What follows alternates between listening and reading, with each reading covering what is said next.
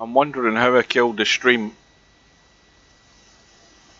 Because I've just realised I've been talking for the last 5 minutes.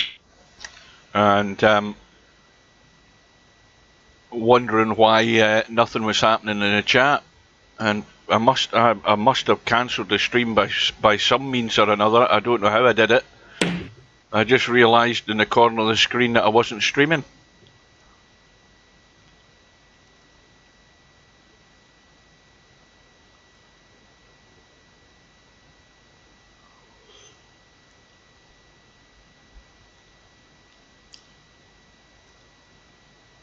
Anyway, I'll repeat myself for the sake of repeating myself. We've got, I noticed that SD92 had come into the game, so they're online, and we're waiting on Slim arriving. And that match is due to start at what time? At 6 o'clock. So I lost the stream there. I went to go and cook something, and I don't know what's happened, and didn't realise that the stream had stopped.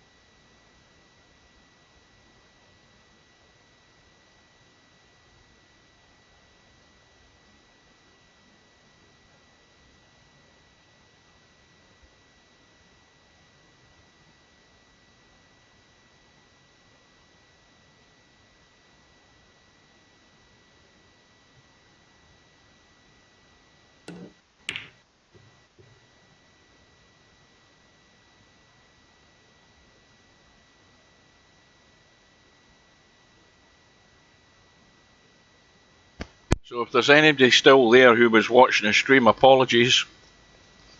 The stream went down. I don't know how it went down. I don't know what I did other than get out my chair and go and microwave something to eat. I came back and was chatting away there before I then realised there was no live stream going on.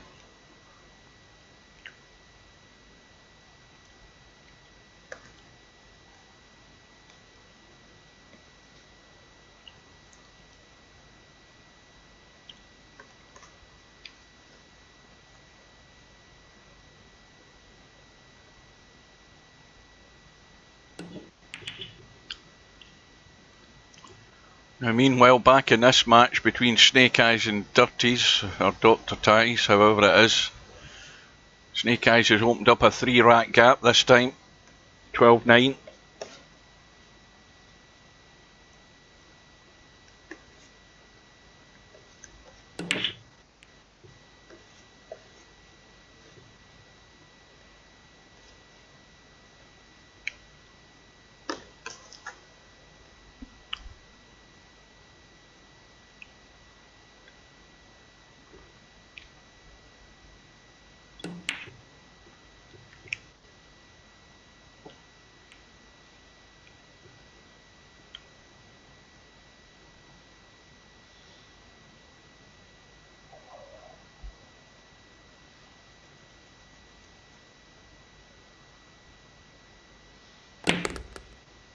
Oh, the cue ball, that's going to spin in. And it's given another free go. And it's going to be the 3-9 combo with ball in hand.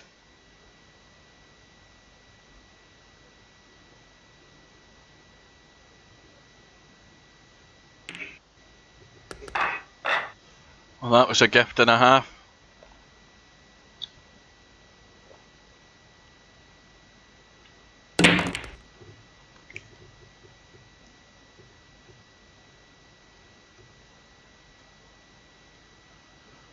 Well, it's now a bit of a tough road now for Dirties, trailing by 4.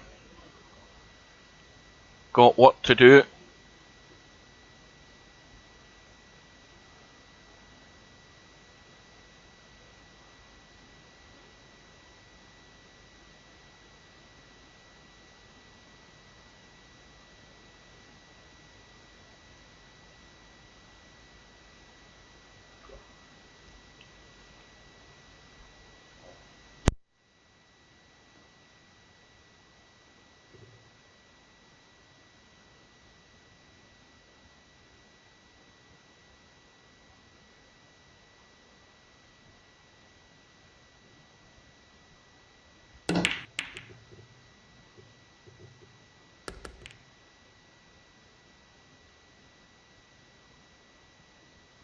Well, things are going from bad to worse for Dirties, because not only is he scratched, but there's another 1-9 combo set up here for Snake Eyes. He won't be messing about. Straight in. This time, didn't quite get it.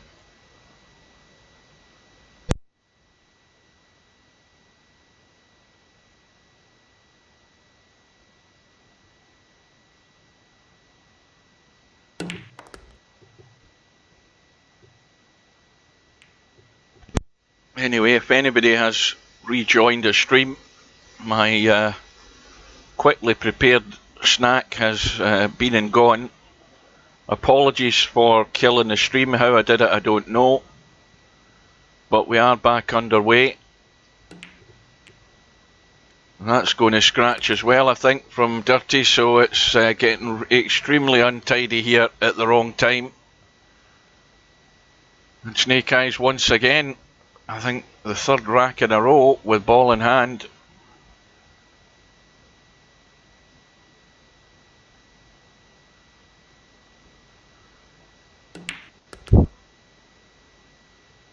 Well, he could have got slightly better on the 3, it has to be said.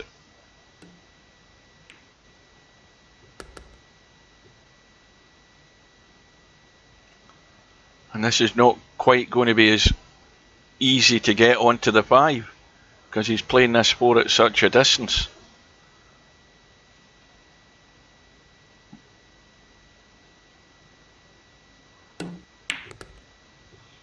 But he's got there. Pace is nice. Nice angle on the 5 as well. Makes it easy to just stun across and be on that 6 straight into that top left hand corner pocket.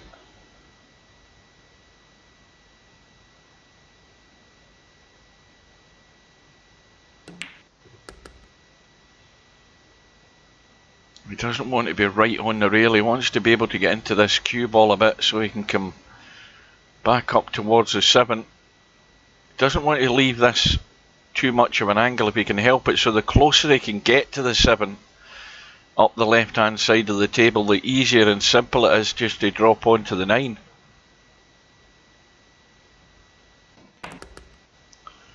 Well, he must have been a lot straighter than I thought, because I thought he could come up the left hand side. As it is, he's ended up nowhere. He might go for a bank with this. I don't think he's got many other options.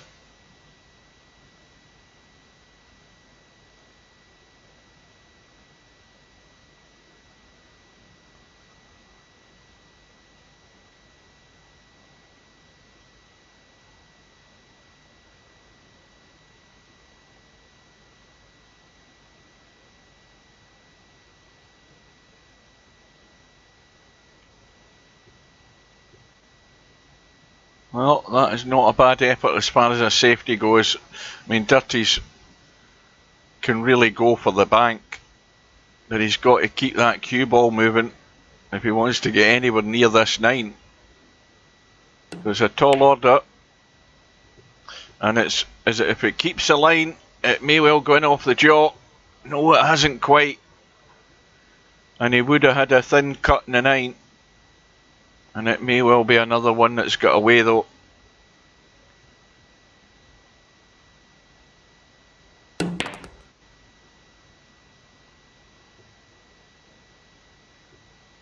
And Snake Eyes has built up this lead. Not quite unassailable, but it is a really tall order for Dirties to be consistent enough to get himself back in it. He's going to need the aid and a fair bit of help from Snake Eyes if he's going to do that. Meanwhile, the break from Snake Eyes has given him the 6 ball in the break. No shot in the one, I don't think. I think he can see some of it, but not enough of it.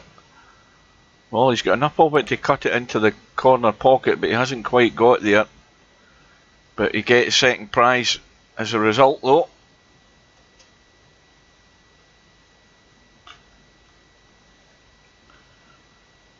Well, is there anybody out there? Even though I'm back up and running, the chat has completely died. Everybody must have gone and get dinner or gone for lunch or given up the ghost. They have seen enough and they have left me.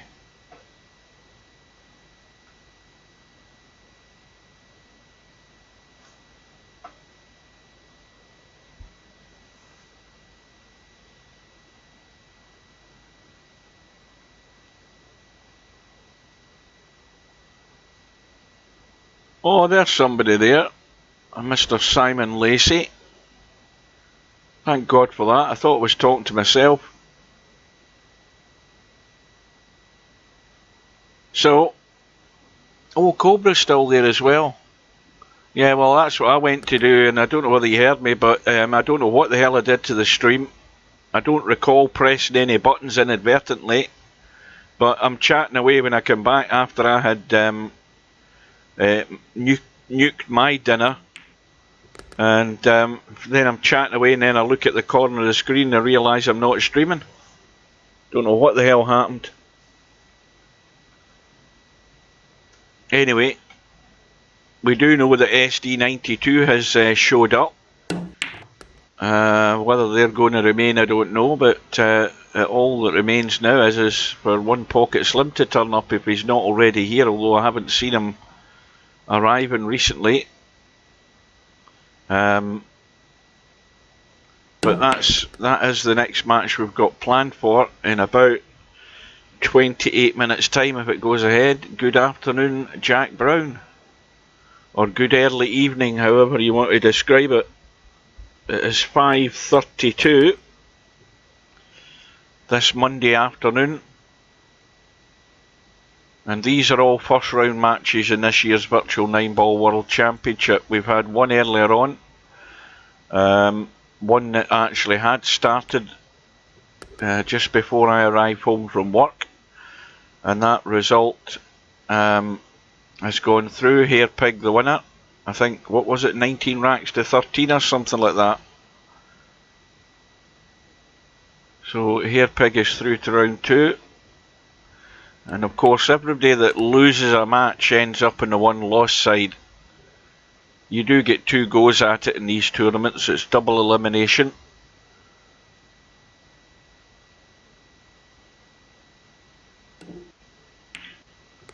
And well, it now seems that from being 10-9 up, and with a bit of assistance from Dirty, Snake Eyes has stretched the lead to 6 racks. The 7 ball in the break, 3 ball goes in, 8 ball, or what, something went in up there, I don't know, the 8 balls down here, but the 9 ball was one of them, so it's another golden break. And it's now 16-9.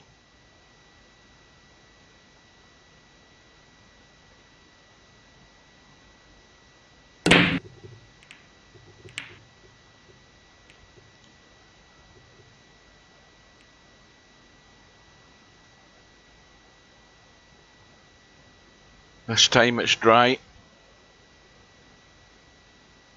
Well, there is a cut in the one for Dirties, but well, he's going to actually, he almost got the 9 there, but the 9 will probably go now because it's a good billiard for Snake Eyes, a very good billiard to just catch that 9 and pop it in off the 1. Well, he's actually got the one too thin. He needed to stun that to chip across for the 9.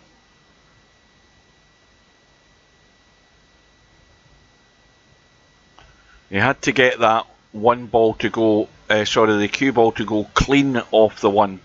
It had to be stunned off it to make that line to get the top half of the 9 there. So he didn't quite get that, so Dirties is off the hook for now.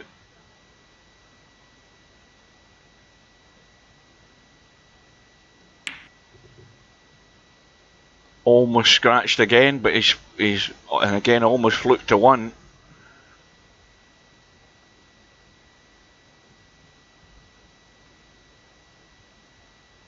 Well, this is a table to be run out.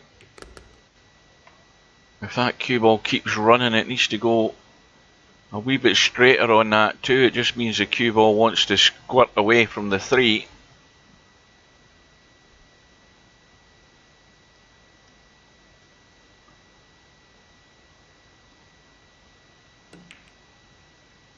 Not going to hold up. Nope.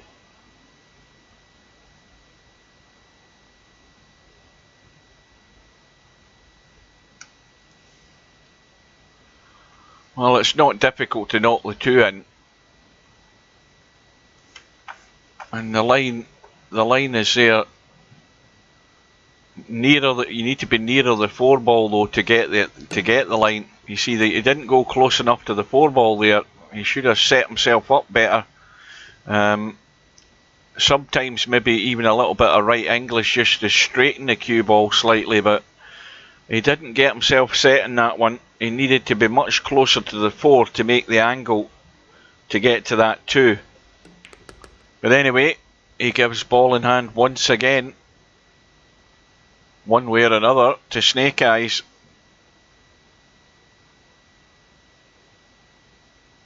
And well, this is just crying out to be run out now, this table. There really shouldn't be any problems in doing it. I mean, the 5 ball into the top left hand corner, but as long as you have an angle. See, that's going a wee bit straight. I mean, the angle could have done with a wee bit more. He's just going to have to punch this in and get that cue ball out of there. And that's not bad. That's good pace control there. Now a little draw.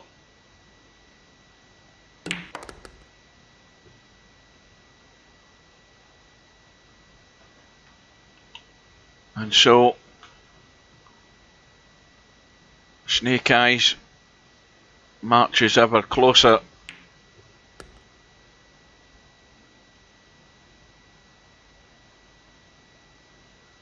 Well, the only silly thing he would do here is let this cue ball run and scratch in a pocket somewhere. He doesn't need to do that.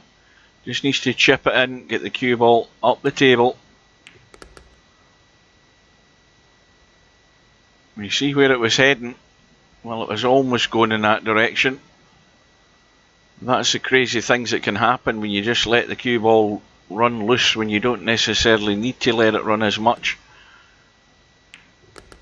But in goes the 9, and Snake Eyes has an unassailable lead now, I'm going to say it.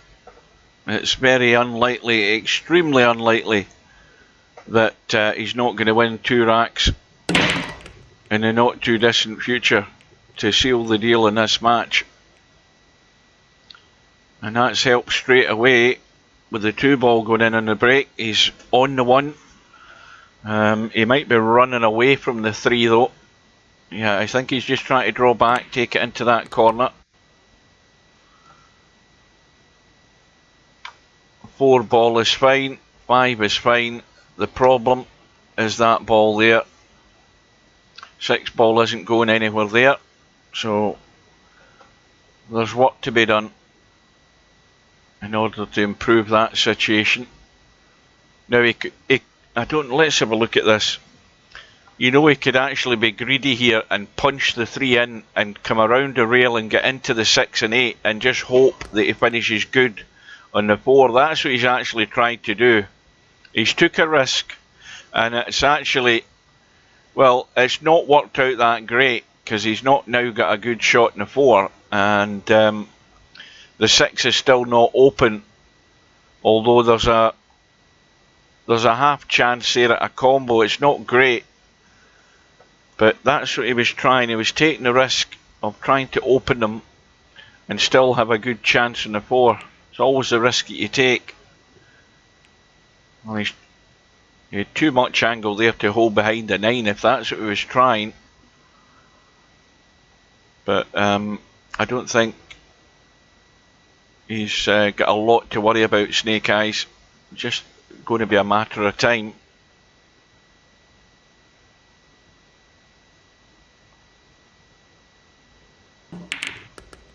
Well, he's played a good combo. That's a good start. 3-ball combo. Can he get to double figures?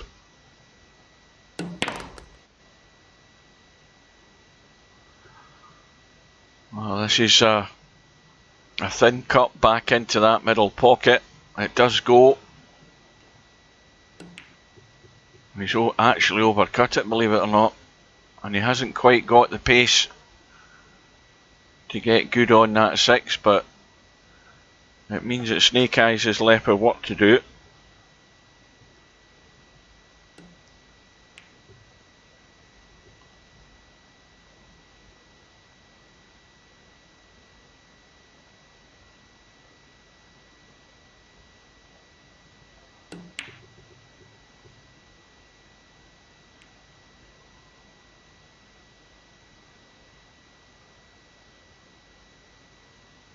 Well, it's just got to be the big draw and hope that you actually don't get blocked off by the 7-ball. That's really the plan here. There's not an awful lot else you can hope for.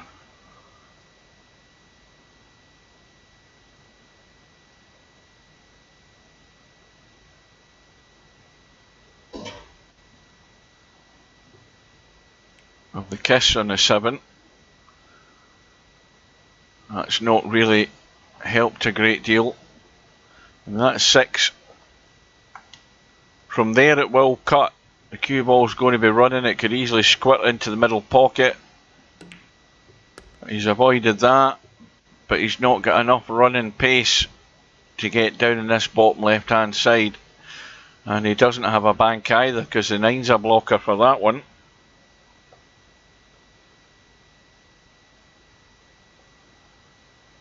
Now, if he was to try, yeah, I think he's probably done the right thing, because if he tried to reverse bank that 7 this way and up that pocket, there's a very strong likelihood he would have scratched in that pocket trying that. So he's done the right thing, played the safety. Where's the cue ball going here, Dirties? Same again, it's now gifted the rack to Snake Eyes, and Snake Eyes now is within 1 of victory. Now I'll tell you what I'm going to do, guys. As soon as this is finished, I'm going to kill the stream and get a new title up for my next one, and I'll be back in about 5 minutes.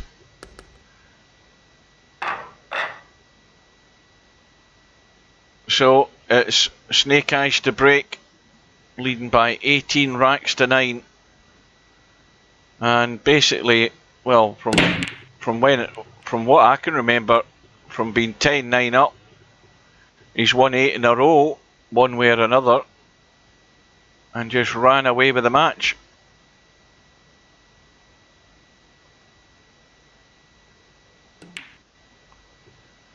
And Dirty's, I think, tried to get the 1 to the 9 there to play the combo. Didn't get the hit in the 9 though.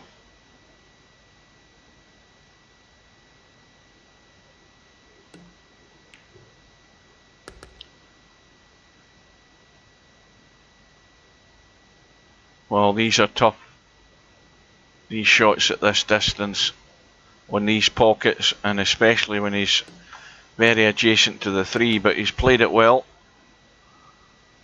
Now, the angle he's got, the cue ball just wants to go away. He's trying to just check it with right hand English, just to check it in the rail and that holds it for the 4. If he didn't do that, if you don't put that inside English on it, the cue ball goes there and comes up that way. But the check in the cue ball squares it up.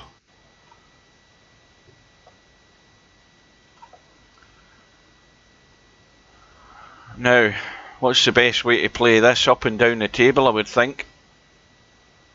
Unless he can just baby this in gentle enough. But he's going to be close to the 6 ball doing that. Well, that's what he's trying. And again, he's not made a bad effort at it. The only problem he's got now is, although he can pot the 6, he can't do anything with the 7 because he's heading away from the 7. So he's played the bank to get the breakout in the 7, and he's got the cut.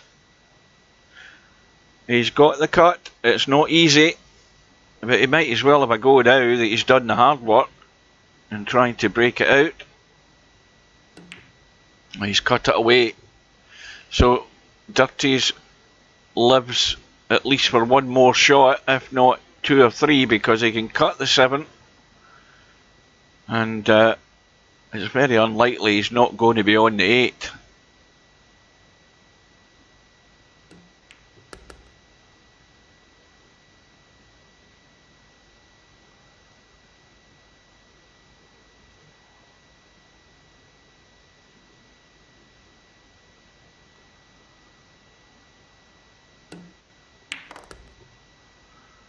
Well, at least Dirties is going to get to 10, provided he doesn't scratch off this 9 and provided he hits it hard enough, which he has done.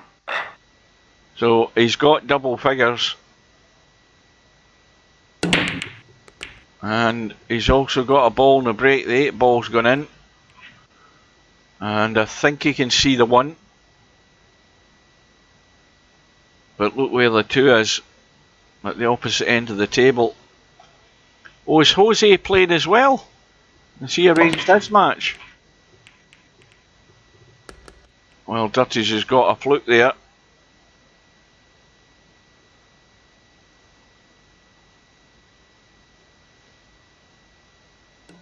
Well, they must have arranged their match fairly quickly because I never saw it in the bracket. Right, Bill, well, that's where we'll head after this then. I don't think we've got much choice.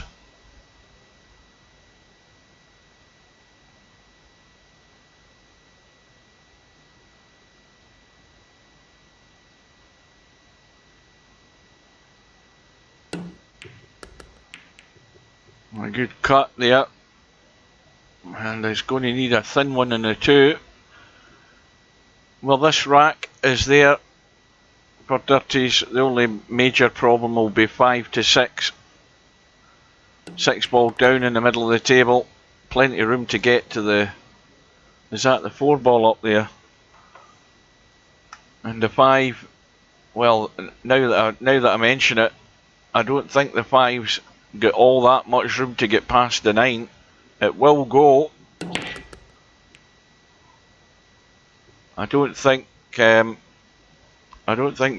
was all that convinced it would go, because he's certainly not played to get on the 5.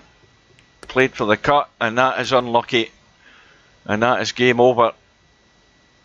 Once you get that cue ball running loose, things will happen, and it's again ball in hand. It's help yourself for Snake Eyes to get this match done and dusted. And it's going to be 19-10 to Snake Eyes, who's another player. Well, I say that, I think he's okay. It's another player through to round 2.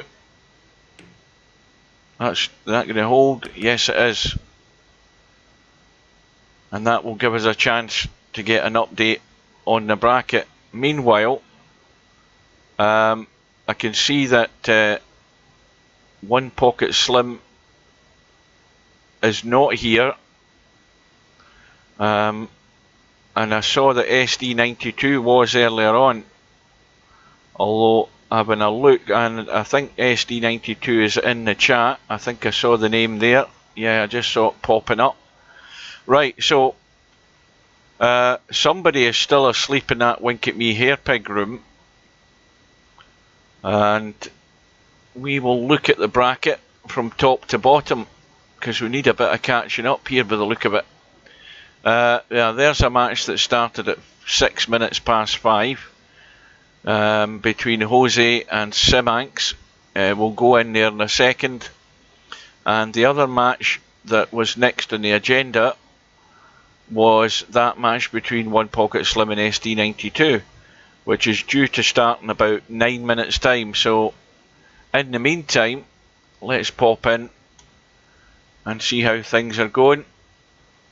Jose now with a 3-rack lead. Well, it's going to be about who makes the least mistakes and misses in this game.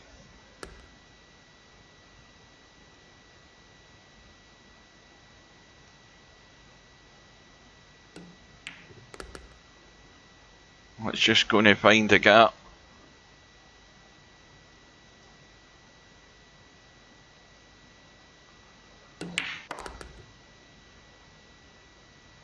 And that needs to keep going. It's almost there.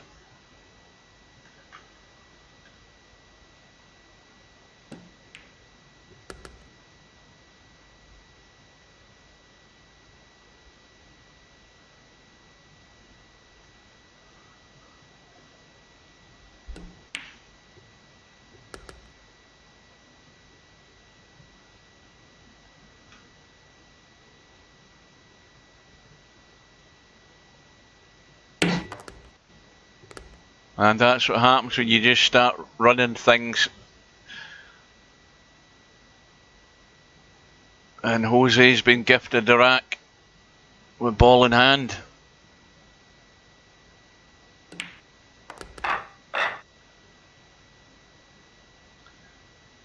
So the lead is now 4.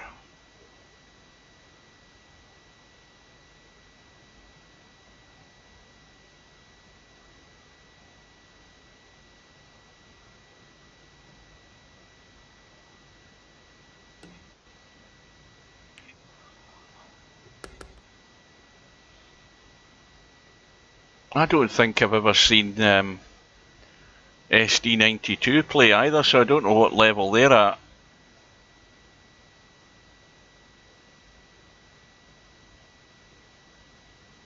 I don't know what game they regularly play, if they do play regular at all. I don't think I've ever really seen them.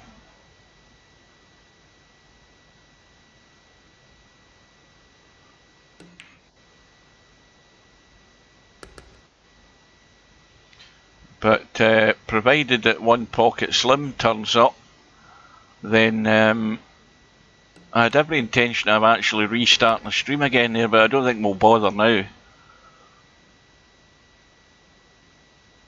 They're all just going to merge into one.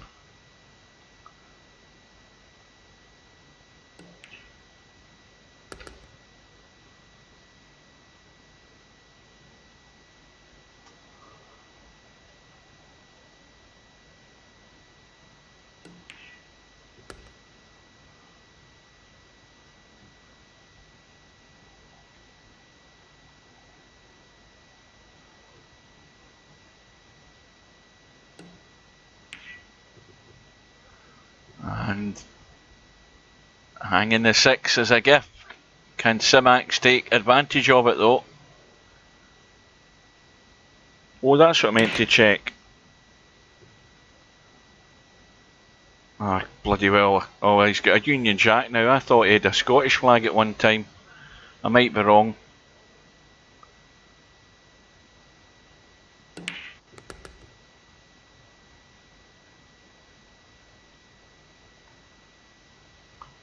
I also meant to check in the bracket to see whether Tornado Tam, who then will be the only Scotsman in the tournament, whether he'd arranged anything with Casino Jim. Let's have a look. Where the hell is it in the bracket?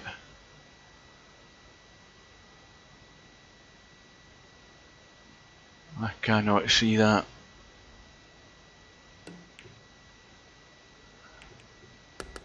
Well, there we are. And it's as I thought. The two of them said they'll bump into one another, and as you keep going on and keep doing that, the days go by, and before you know it, you've reached a deadline and you've not arranged anything.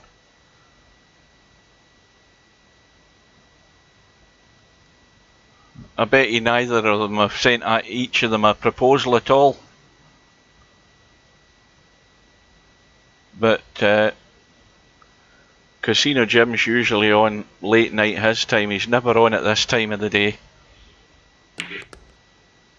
Very, very rarely will you ever see him on at this time. He's usually on my days off early morning, because that's usually when I get a game of cowboy with the guys from the States. Meanwhile, back at this match, it's now 9-6.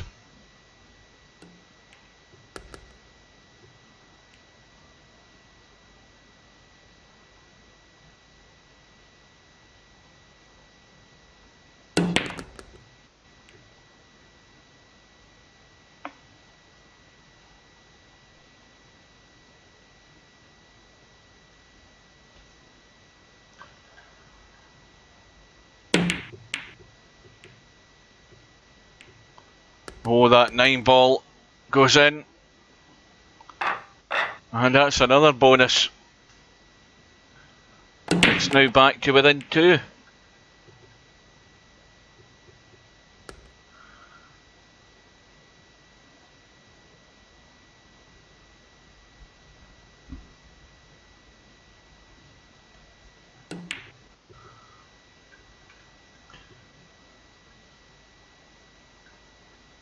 And you're going to get loads of errors in this match. As I say, it's just who makes the fewest and who gets the biggest advantage out of the chances they get.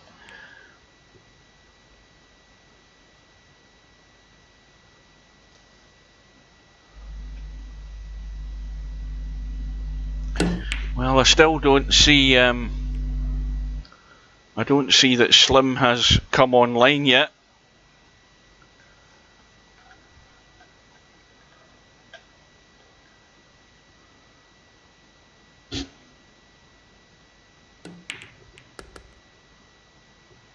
But his opponent's been here for the last hour, so it remains to be seen if Slim's going to show.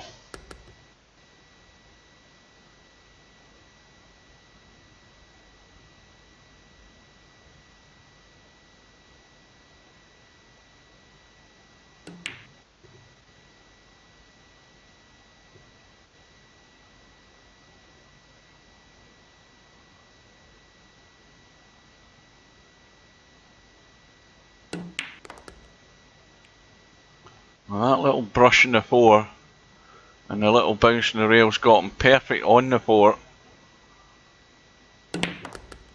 You see, there's no reason whatsoever for that cue ball to be running up the table to that position for the 5 when all you had to do was drop it into the middle pocket. And this is very much how Simax plays. The ball's running all over the place and very little thought and application as to what they're doing. And the visits are short and sweet generally.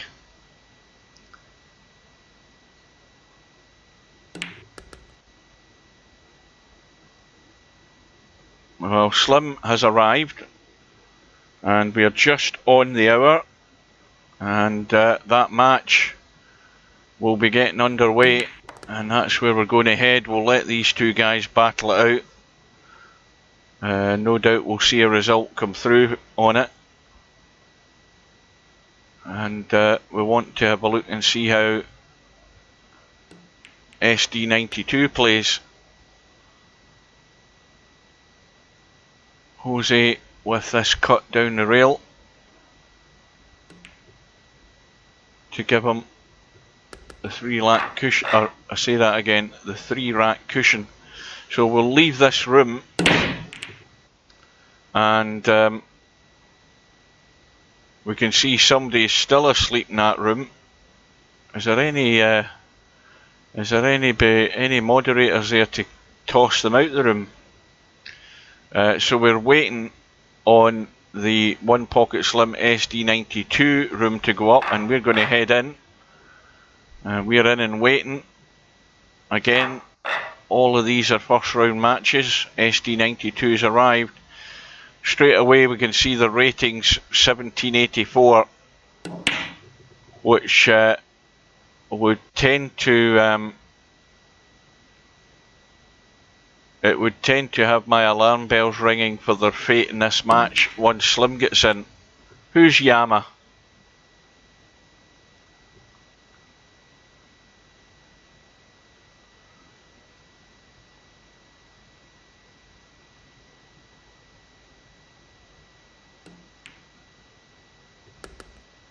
Oh, in the room. I got you now. Got you now. Yeah, well, when you think about it, Yama's joined. He joined that match, and it was already like, what time would it be? It would be near enough midnight his time. So he's probably fallen asleep. So here we go. And we've got the lag for the break. And SE92, I think, is in danger of a severe hiding here.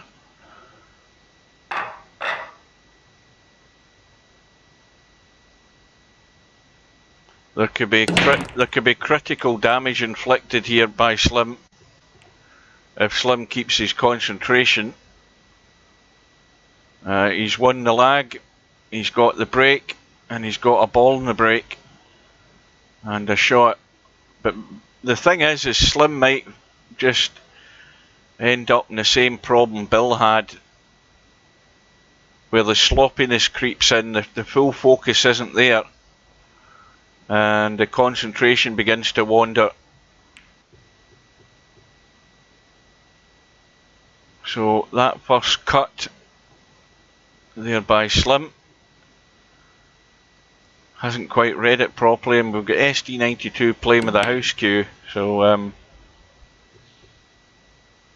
yeah, I think this is going to be serious problems for SD92. I think Slim's in grave danger of getting caught out here himself by not having to fully concentrate.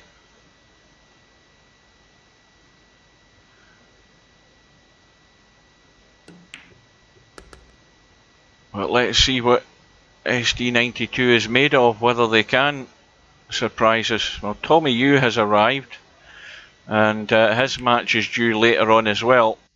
In fact, while this has just started, let's have a reminder. We've got this match that started. Let's go from the top to the bottom so that we know where we are. We've got Jose, who's still 10-7 up against Simanx, and the winner of that match will play Bill. As we go further down, we've got Snake Eyes through in the match against Sturties he had earlier on. We've got Larry now set to play Popman in round 2. Crow Dubrovnik against Mr. Fox in round 2. We've got Mugsy against VP Monster at 3 AM tomorrow morning. Good luck to either of them two. We've got Cobra to play Wanwa or Fan Fan. I don't know whether Cobra sent him a proposal yet. LS3, where the hell did we go there? What does that say?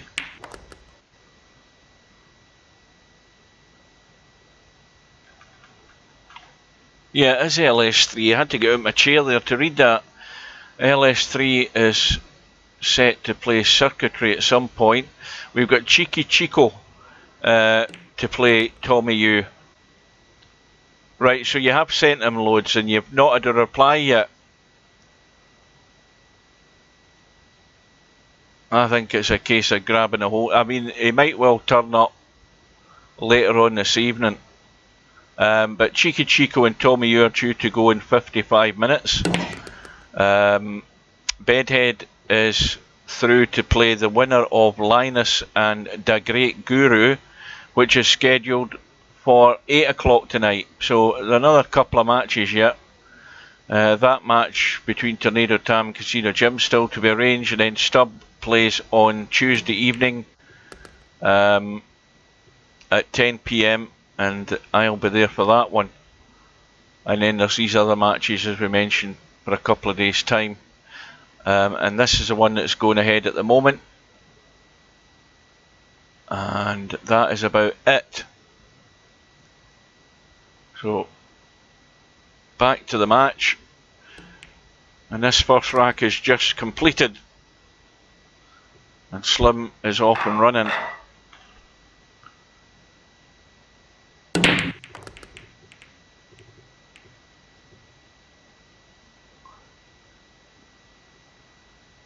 Now there's various reasons why SD92 would have a 1784 rating at 9-ball. First of all, they don't play a lot of 9-ball, and they play an 8-ball alternative, but they've played 9-ball now and again. Secondly, and the worst possible outcome is they do play a lot of 9-ball and they're not very good at it, or they're just learners or whatever, in which case then that sets me worrying about their fate in this match. Like the actual ability to win one rack would be a bonus, unless it's without the aid of Slim. So we'll see how things go. Yeah, that's the type of thing that he comes up with. I mean, he's bloody Italian as far as it makes out. So why would an Italian want to play virtual pool at midnight when people are falling asleep? He's an hour ahead of us, so it seems a bit pointless to come up with that idea, unless he's working in McDonald's to 10 o'clock at night.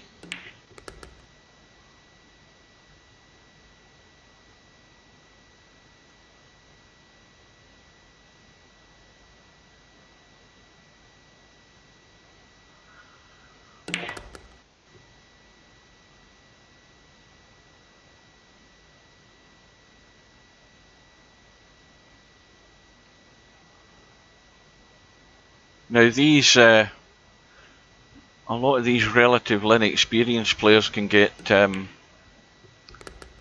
they can get disheartened very quickly when, they're hoping somebody like Slim's going to make mistakes and stuff, and that's not going to happen an awful lot. They're looking for maybe gifts from somewhere, and it might not happen. And they're just watching these racks running by. It's 2-0, then it could be 3-0. But somewhere along the line, mistakes will happen. It's a question of whether SD92 is going to be capable of taking any advantage. Well, I was going to say something else there to that answer there. He's a pizza chef. I was going to say he's a pizza chef.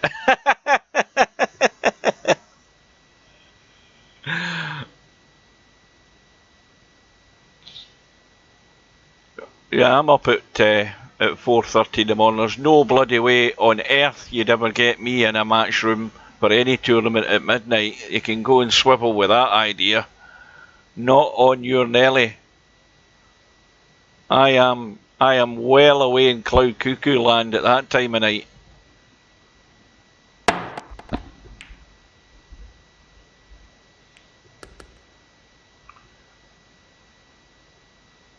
Right, so SD92 has Paul in hand.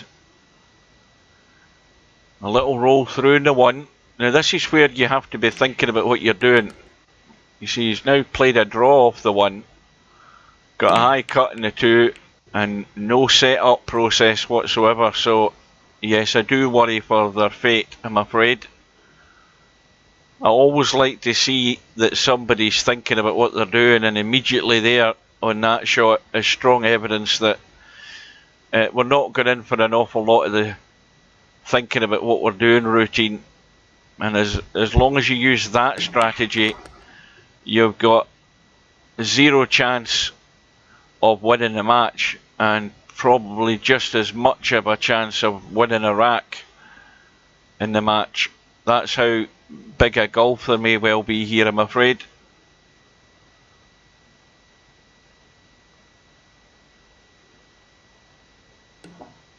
But there's always a chance of the odd mistake or something crazy happening where a 9 ball's left over a pocket and they may well get some sort of gift.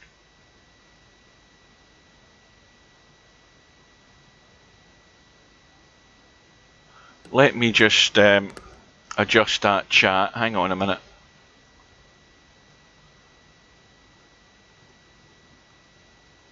That's better.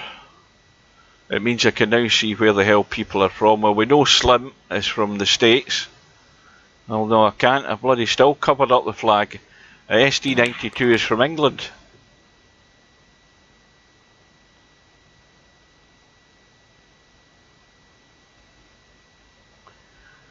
And things like this, the shots like this can easily go awry.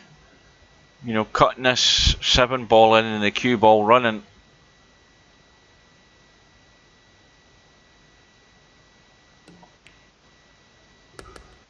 But he's actually played that dead weight pace there, Slim. That was well played.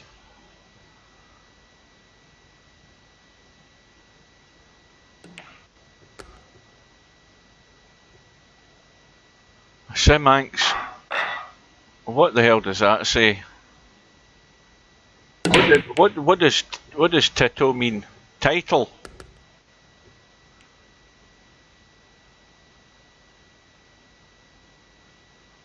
Do you think so?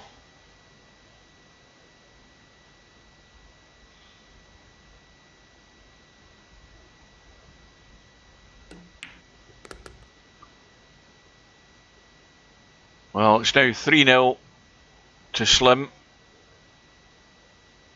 Now, is he going to try and come up the table for the 3-9 combo? Because that would be the easiest way of taking this rack out. Provided he can get as square as he can up on that 3 ball. Well, he's trying to get in the gap. And he's made a pretty good effort on it. He's going to have to cut it back, but he's now hampered right over the 9. Can he draw off that 3 onto the 9?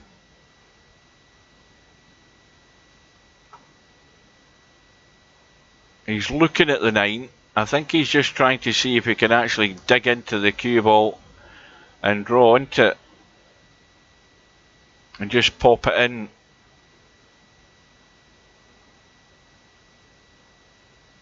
Well, now that I look at it, is he going to jack up?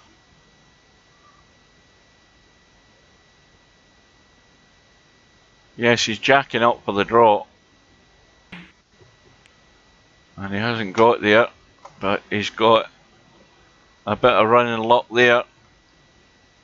Brushed the 9 and then brushed in behind the 6.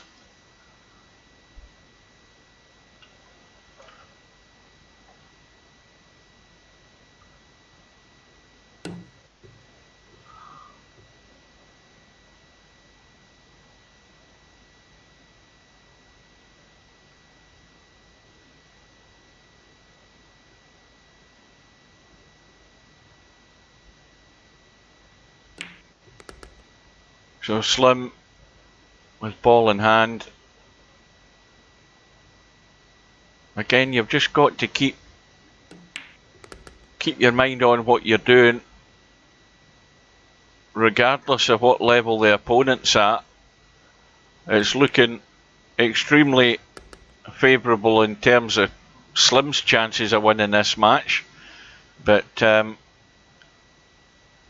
you don't want to just be doing anything to get careless and loose. You still want to give it full concentration, get the job done as quick as you can. He's going to have to get the little cut back first here.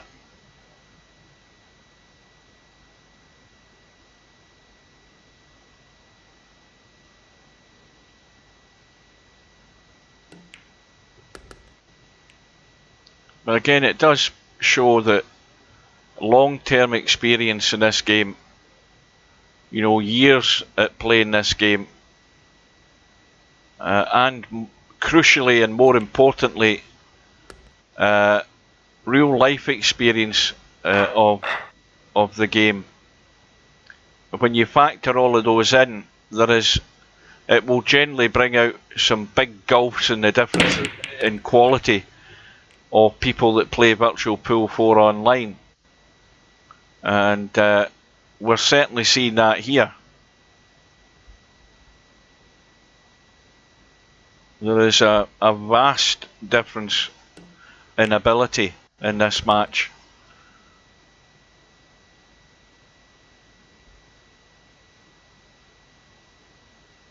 So Slim now 4-0 up, but with still a long way to go and a lot of pain ahead, I think, for SD92.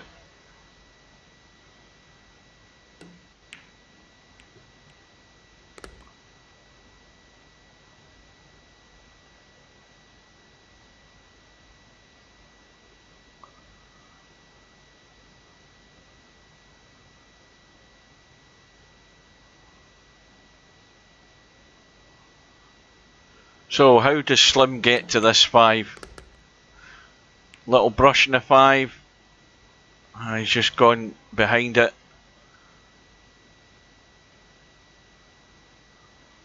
Now he could get nasty here and play the snooker.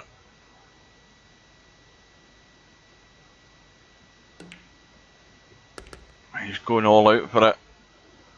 Again, that brush off the 7 is just making things awkward for him. He's got again another not too easy cut into the corner.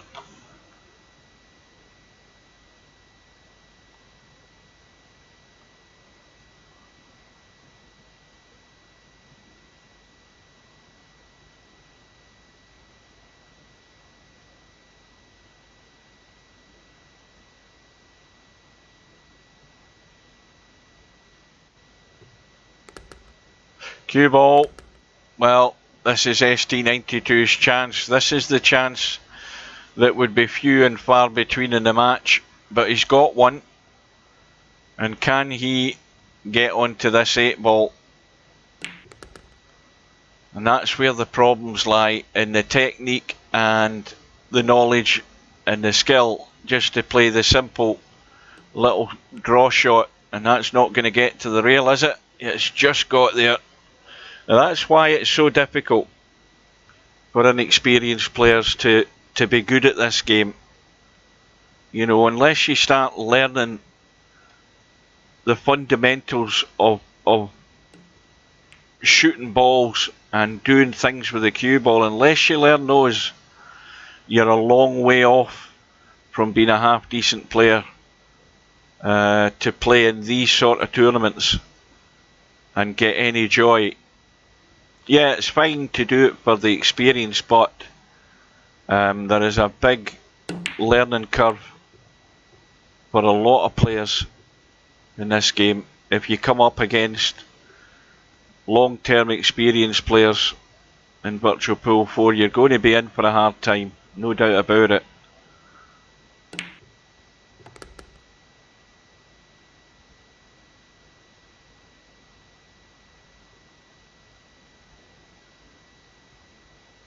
And that was the best chance there so far in the match, where that mistake will come from Slim. There will be that odd mistake or a scratch.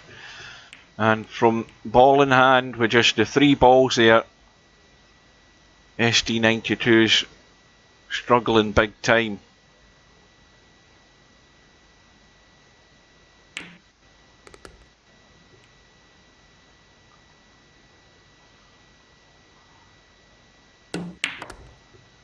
Well, that was a good pot in the 2.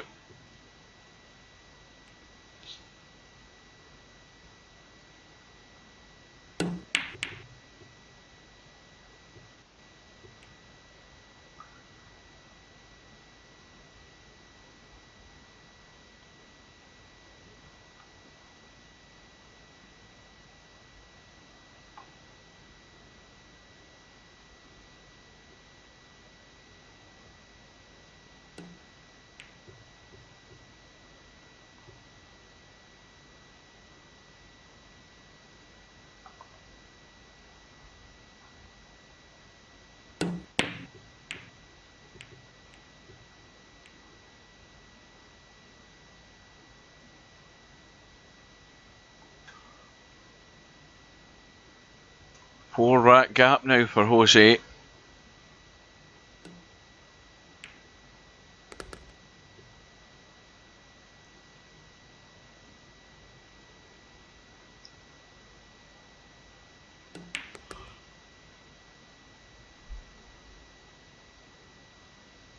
Well, there's not much that you're going to learn as to what level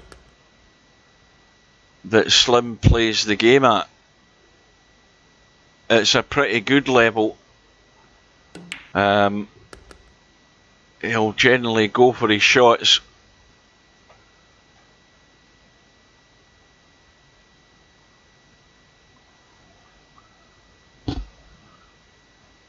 But he's got himself in a bit of trouble there. And once again, similar situation, 3 balls on the table, just the 7, the 8 and the 9. And SD92 can get a rack in the board. But can they do it?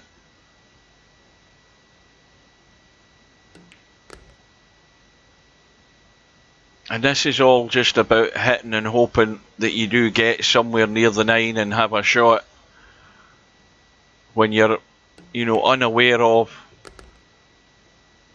the type of shot to get to a certain place. And this is in danger of scratching here. And the commentator's eye has done it again. You know, hitting the balls and letting the cue ball run is just leaving yourself wide open to those silly mistakes. And that was the best chance again of the second chances, the second of 2 chances that SD92's had a win in the rack. Actually getting the 9 ball in, but letting the cue ball fly around the table. It's going to find a pocket at that angle. And it's just gifted the rack to Slim in the end, who's now 6 up.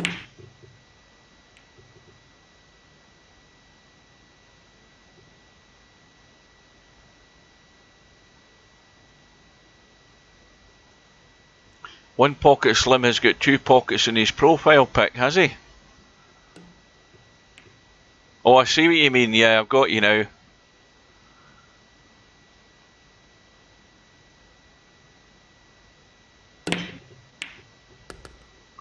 Well, there's a fluke of the 2.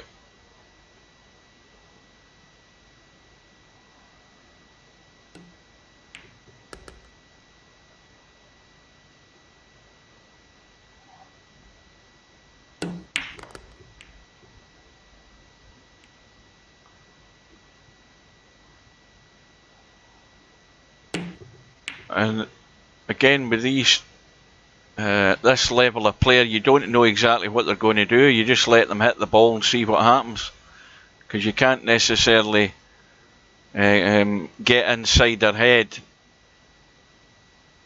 when they don't really know what they're doing either. So you just let them get on with it.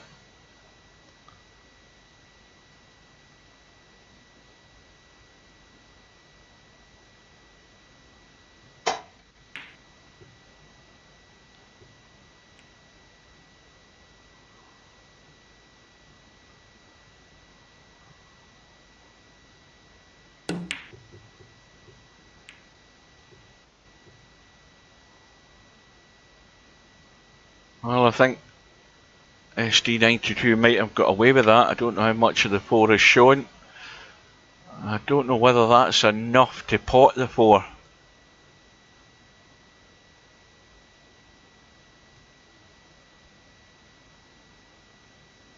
I never even noticed. I was too busy reading the chat there. You were talking about SD92. Well, Slim could see enough of the 4. My eyes are really bad.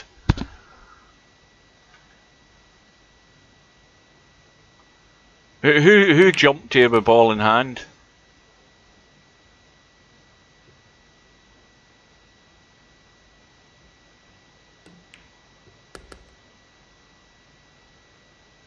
If it was Slimmy, he'll be doing it for practice more than anything.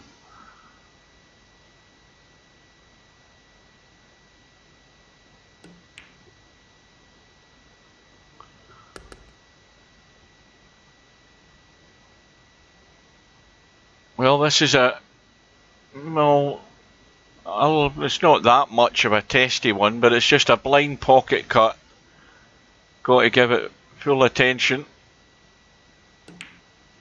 And Slim has overcut it. And it's, again, this is the third.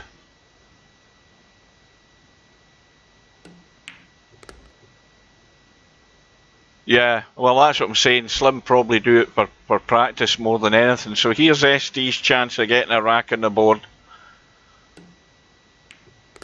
And finally, SD is off and running. Right, let's have a look at this bracket. What match did I say was next? The one with Cheeky Chico? Because I've totally forgotten. There's that many matches going to happen, and one at 7 o'clock, one at 8 o'clock. Goodness me, I can't see the damn things. Tommy Hughes playing. Where the hell is that going? Let's have a look.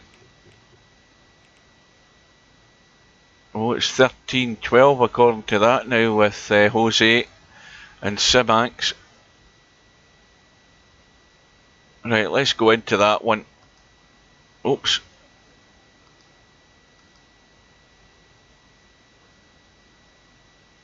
Oh, don't tell me I've wrecked it. Oh no, I've got in there.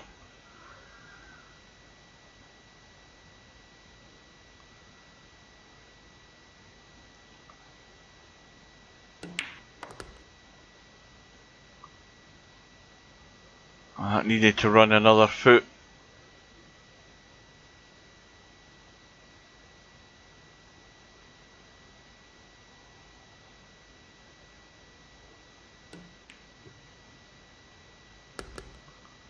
That's a good cut.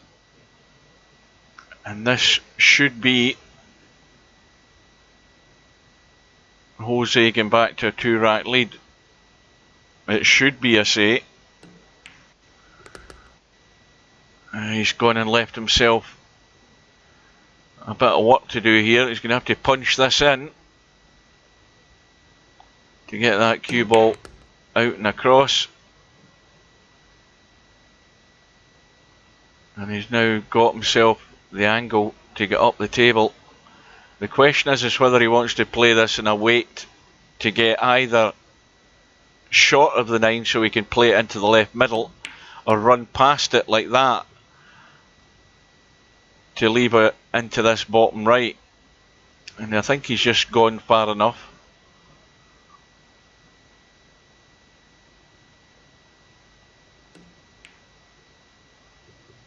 And he's hung the 9, and this is what's probably been happening all match in this. And all of a sudden, we're all square.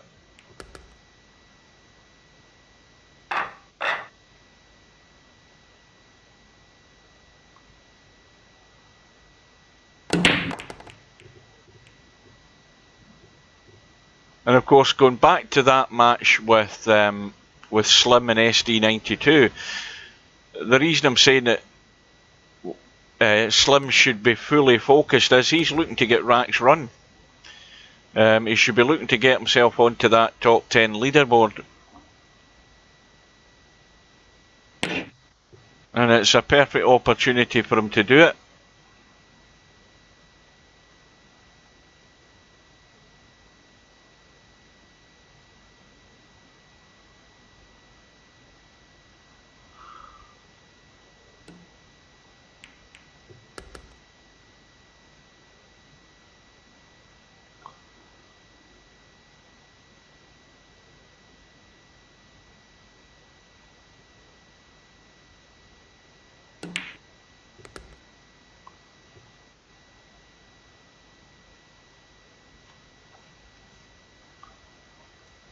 Well, this is out behind the 9 ball to the left.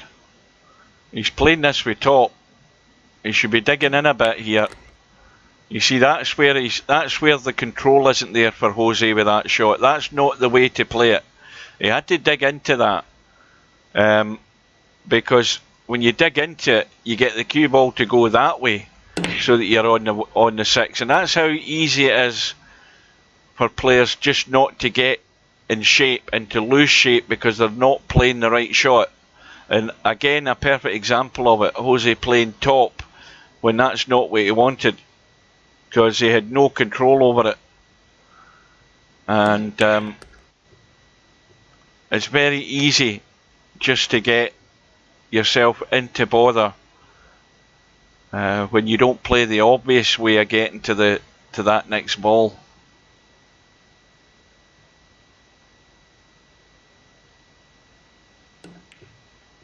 And this is going to bounce nice, I think. Maybe a wee bit too much. Well, this to go back into the lead.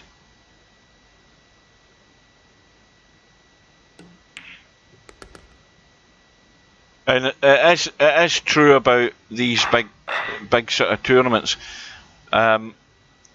When you play over a distance in a big tournament, you might be a player that plays in challenge rooms day in, day out, to a certain level, but once you commit yourself to these big tournaments, you're always going to get found out.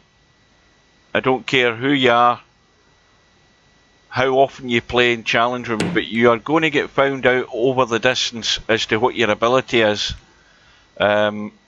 Because you simply cannot win matches of this distance through luck and slop. You will never win matches like that. It does come down to the ability and the knowledge and the cue ball movement and knowing what you're about to do and how to do it. All of those factors, once you put them into the mixing pot, them that are short on the ingredients are going to be found out. And careless shots like that by Jose is just asking for trouble every time. It's keeping your mind on what you're doing and not be distracted that can also mess your game up.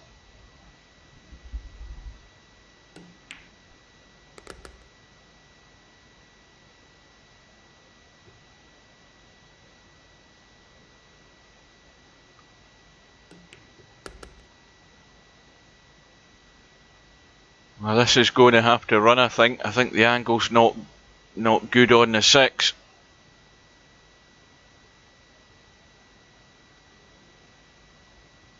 And the 9's going to go in, and we are all square again. Good evening. Well, I've been streaming since just after 2:30 today.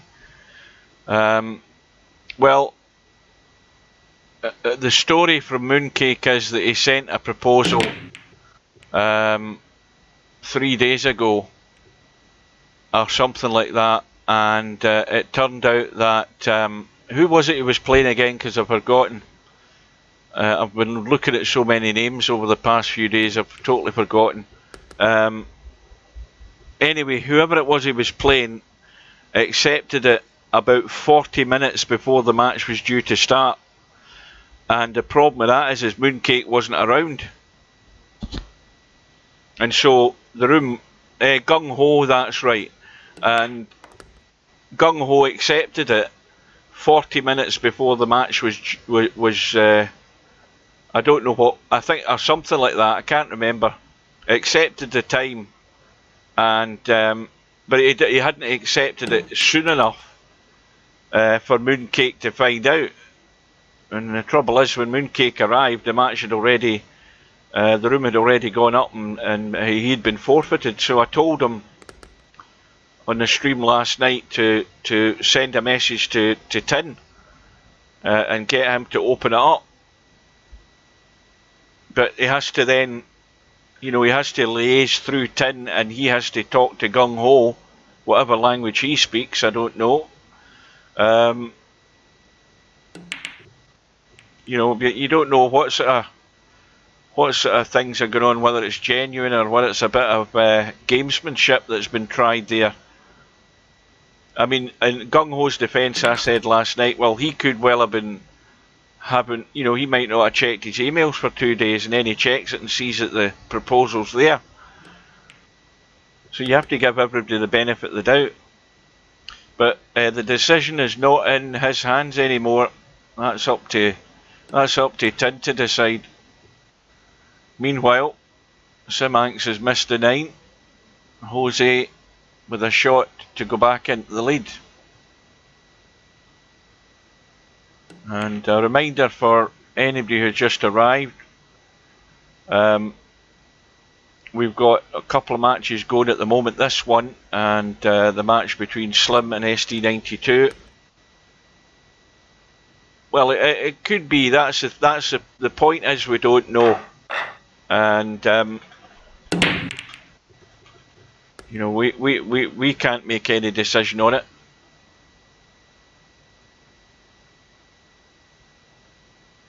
But I think if you send a proposal through and you're waiting 3 days and then suddenly it's been accepted when you're away busy doing something, I don't think that's very fair.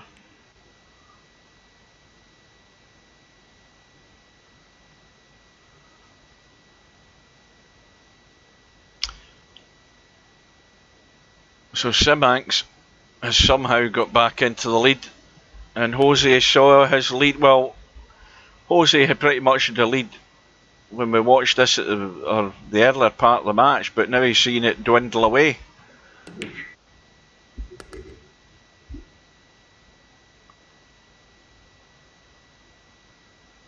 And I think that's Jose's main problem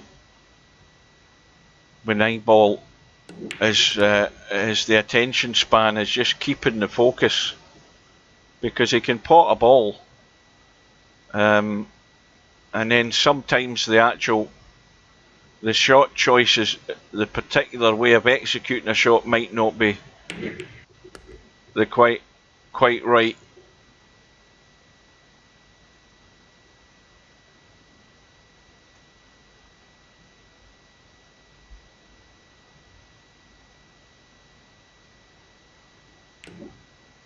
He's got that one though. Now, well, the shot here is just to gently drop that 7 in so the cue ball isn't squirting away up the table. That'll do. And likewise with this, just a gentle roll in, nothing spectacular.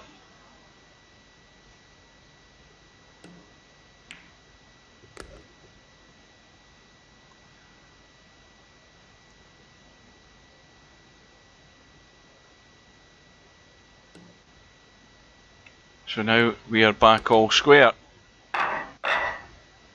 Into rack 31. And the 5-ball goes. Well, there's a thin cut in the 1 and the 2 balls in play, but the 3-ball is the problem. And while that's going on, and Jose's left that hanging, let's have a look and drop down the bracket and see how Slim's doing.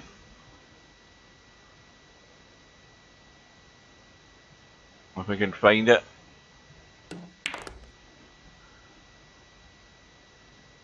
Well, Slim's been more than generous.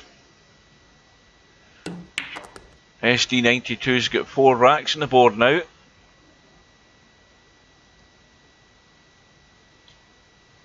You know something, I've got a funny feeling that Simanx in the chat. I think that's who Robert Lacey is. I think that's why he's his only supporter. I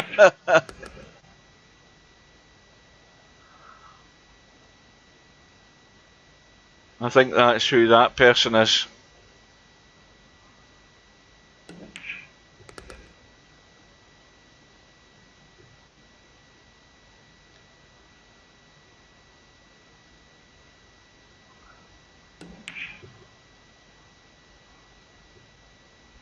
Well, the chance is gone again.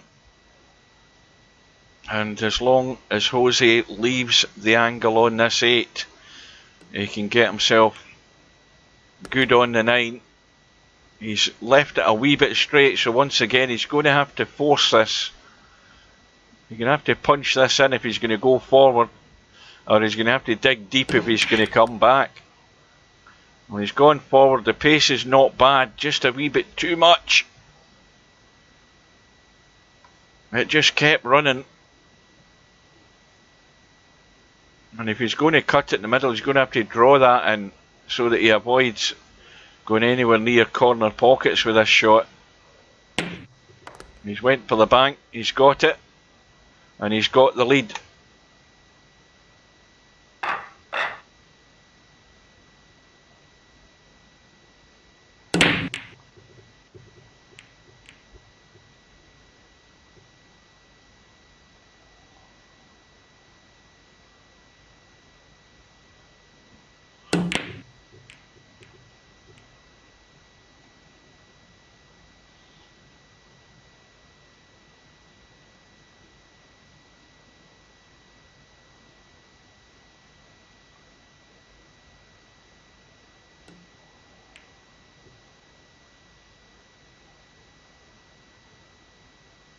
That was a sensible shot.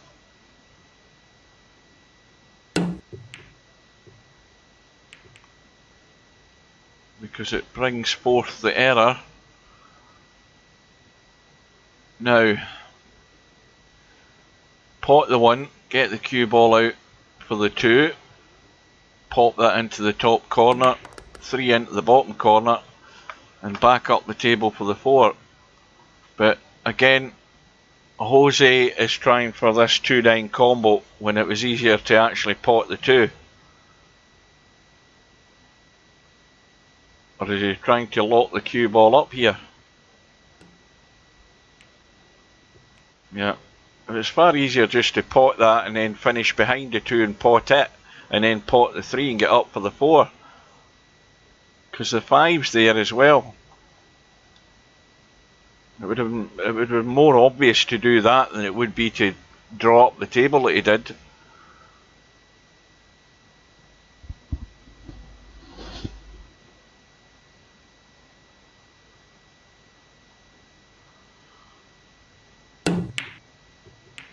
Oh well, there you go. The kick, and then the cue ball runs the 3 into the pocket, and Simanx is sitting on the 2.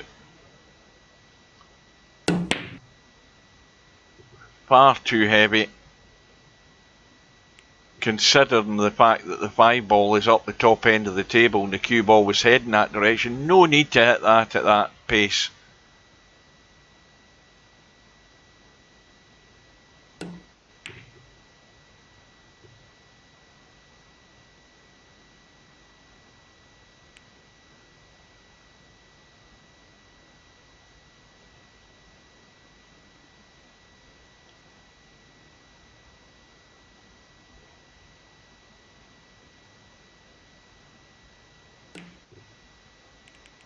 Oh, now we've got a proper mess at the top end of the table, but it is a mess that Jose can take care of in just one shot, because he can cut the 2, he can pot the 2 I think. No, maybe not. The more that I look at it, it's not wide enough. That 4 ball's going to encroach in the potting angle, but he might be able to billiard it off the 5. I don't think he even looked at that. He could have ran the 4 into the 5 for it to go, not the 4, the 2. Well, the 2 has disappeared. 7's over the middle pocket, 4's over the bottom right. And cue ball has to move a big distance to get to the 5.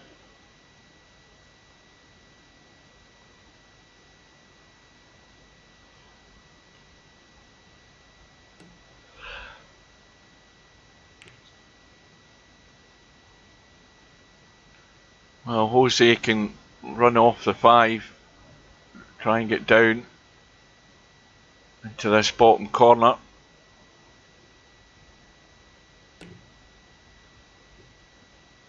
I don't think he's quite got there.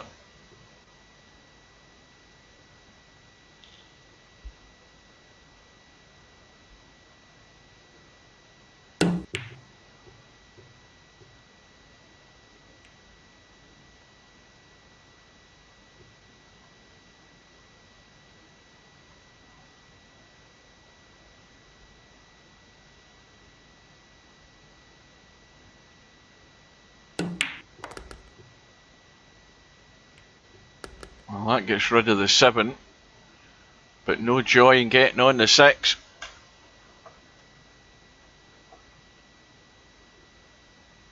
And the 9 ball, well, it's not on the rail. Jose just trying to get distance between the two of them. That's always a good second plan, is getting distance. If you can't get cover, just get distance between the two balls. It generally makes it more difficult, but it didn't make it that difficult there. Sim Hanks gets the cut. Going to need another good shot to get the cut in this 8. Cue ball's going to be squirting about all over the place again. And it's going to squirt about into the pocket. And that's ball in hand for Jose. He should be taking this into the top right hand corner. And that gives him that little gap again. Well, I'm glad I'm not in there then. I'm glad to get out of it. Are the both of them out of the room?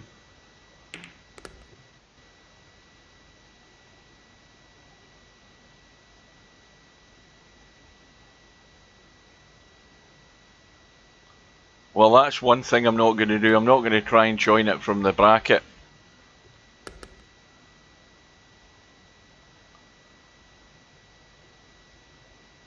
Meanwhile, Jose, 17-15 up.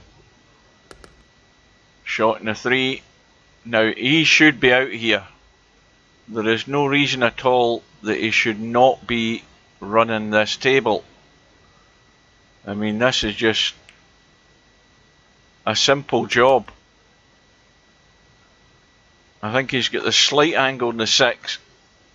Yeah, he can punch this 6 in and squeeze an angle to get around the angles and out for the 7. He needs to be careful with the 8 ball where it's sitting though. He's come a lot narrower, but at least it avoids the 8 ball.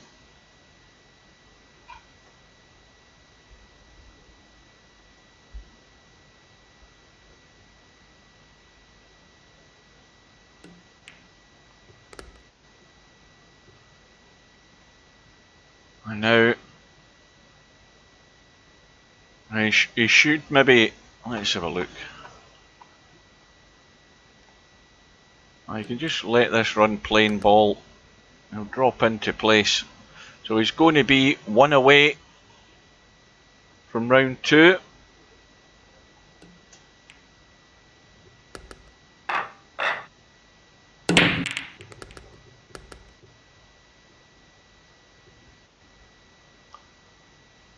And the 1 ball and the 8 ball have gone, and a shot in the 2.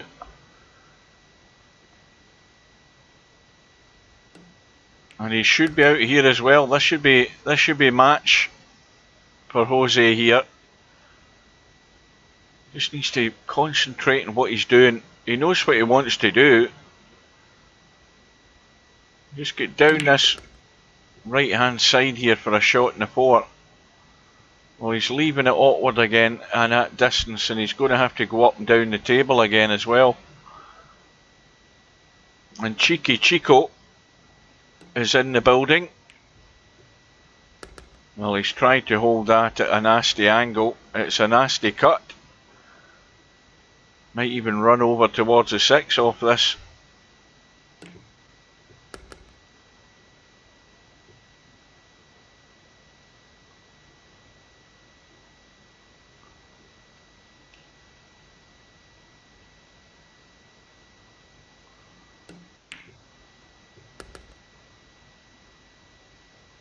Well, all the room he's ever going to want to get this cue ball up and down the table on the left hand side without scratching for the match.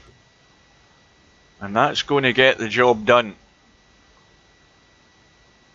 Well, that's going to go on the Racks Run leaderboard for Jose, I think. So Jose from Spain goes through by 19 racks to 15. And with that match result, what we're going to do is we're going to go into the bracket and go to the tournament page, go to the stats and have a look at how that affects the stats. So you can see that the stat list is growing as the matches go by, but this is the one that we're interested in. And that one there, we are looking at the Racks Run list, and out of the matches played today, Jose's jumped onto the list there with 4. Larry's still at the top. We've got Cirrus in second with 7. Wink at Me today as well with 4, and Hairpig with 4. So there's 3 players out of the 3 matches today that have jumped onto that top 10 board. And then Lanabald is there, Potman, Bedhead, Mr. Bill, Snake Eyes, 1, 2, 3, 4, 5, 6, 7, 8, 9, 10. So Snake Eyes is now 10th in the list with 3. So there's room for improvement for everybody there. And of course Slim could jump up that leaderboard by the end of his match, depending on how he does. So let's see if we can get back into this match without having to kill my game, and I may well have to do that. It looks like it. It does look like we've got problems with the room, and I think I'm going to have to kill VP4. Yep, I shouldn't have done it. I knew it. Whenever I hear there's problems with the damn thing, I should not have gone into it. Hopefully, I don't think it's going to kick me out. I think I'm going to end up having to end the process.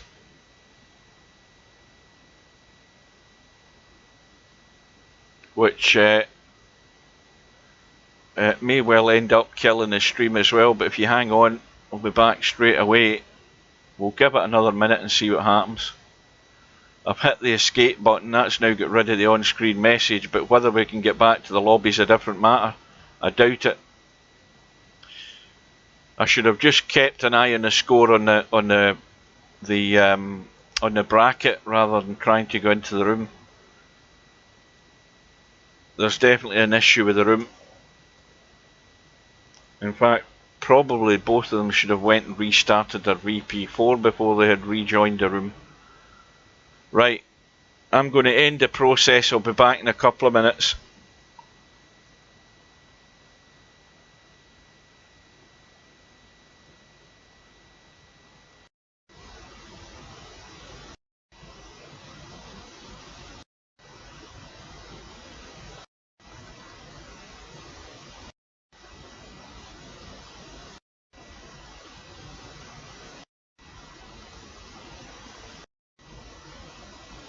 Right, back. Everything should be okay. I'm not going back into that room. I'm going to just check the bracket. And see how it's doing. Right, so we've got that result, nice through.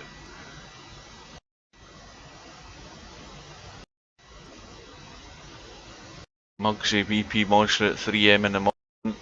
Cheeky Chico, Tommy U about to go in 5 minutes. It's the match we're going to next.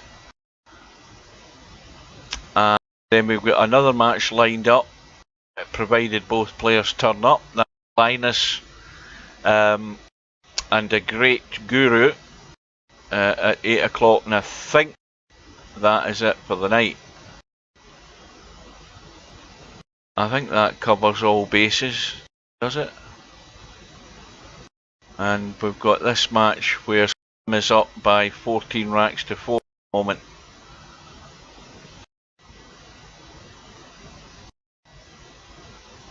So we'll see how the bracket, how the stats update once Slim has finished the match, assuming he goes on to win it, which very likely is going to do. May well not take that long before it does, and then we'll see if that affects the top leaderboard as far as the Rack's run are concerned.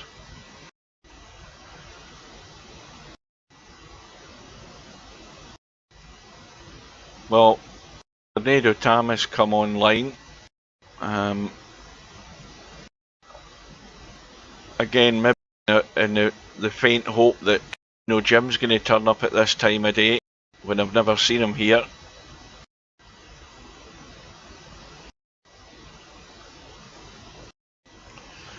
Now, has Tommy arrived in the lobby? I'm looking down the list.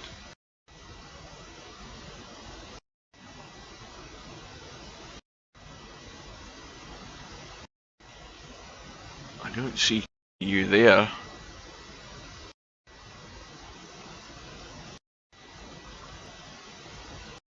And I don't see him in the chat.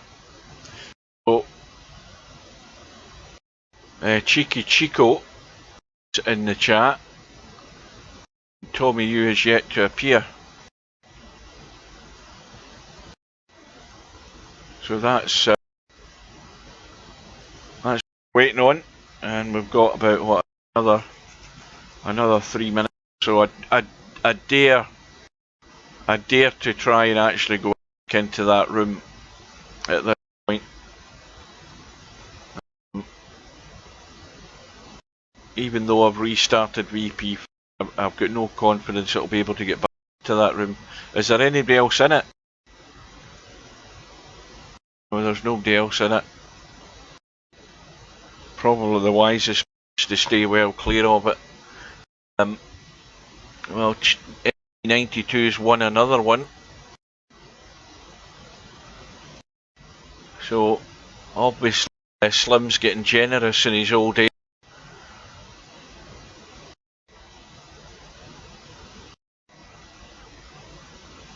Now, the interesting thing is, Hairpig gone through against Wink at Me. It's waiting on the winner of the match between Wiley and Miasma. And Wiley should be favourite for that one, I would think.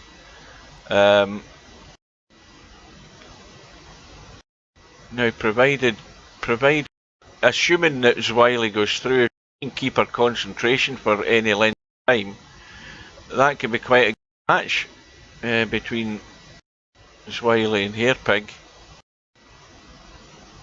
Now, who else is lined up? Well, I say the match, the big match in the whole round is the match between Hector Dawn and Tony Sam.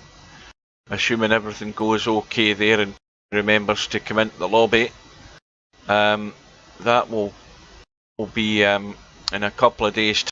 I'll be there for that, don't worry. So if you miss it, if you doing other things you don't get to see this match, then it will be on my YouTube channel. You'll be able to go and look at what else we got.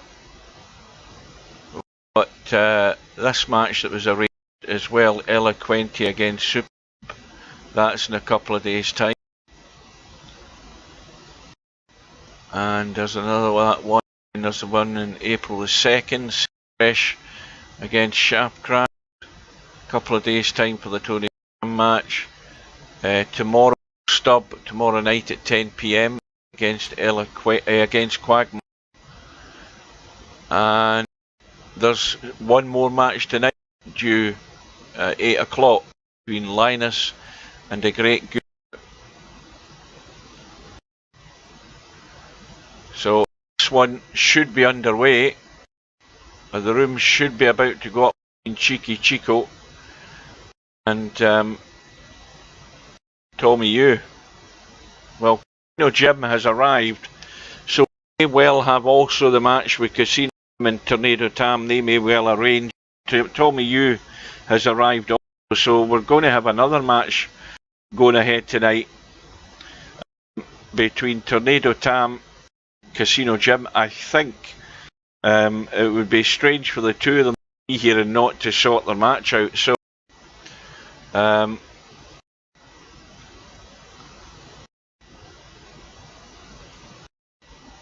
My opponent didn't want to warm me up. Well, you're not due to play in an hour's time, eh?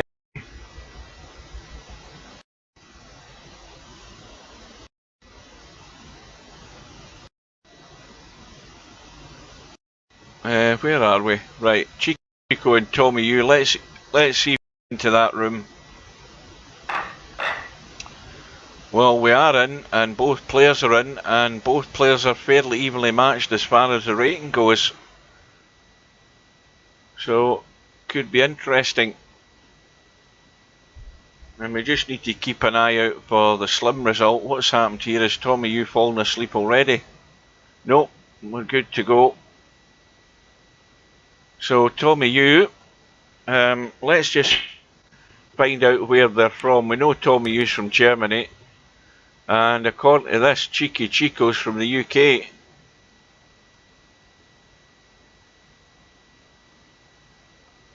So 1 ball in the break, no shot in the 2, just to push out.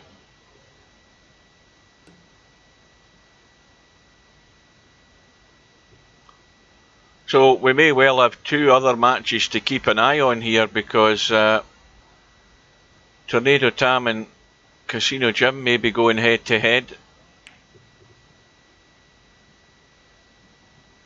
And that cue ball is tracking to the pocket.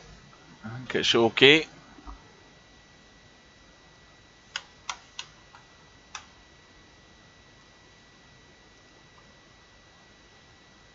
Can he get through there enough to get to that too?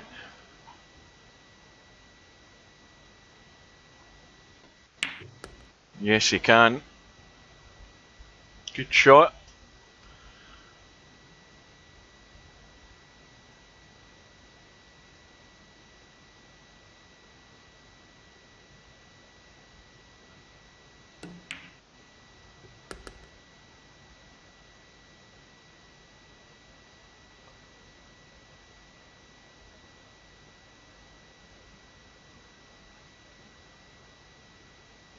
Now, got to be careful with this shot, because it always tracks over towards that right middle pocket, and he's managed to miss that.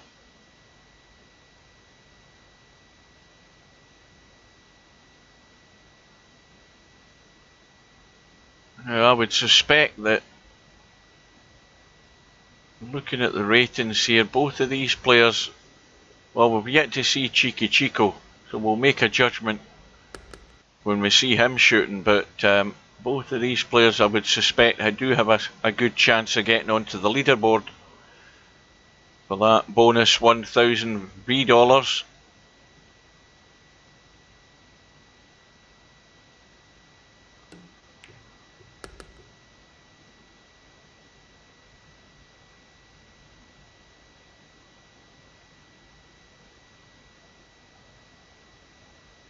And we'll have a quick tab out to check the bracket and see whether Tornado Tam and Casino Jim are sorting something out here.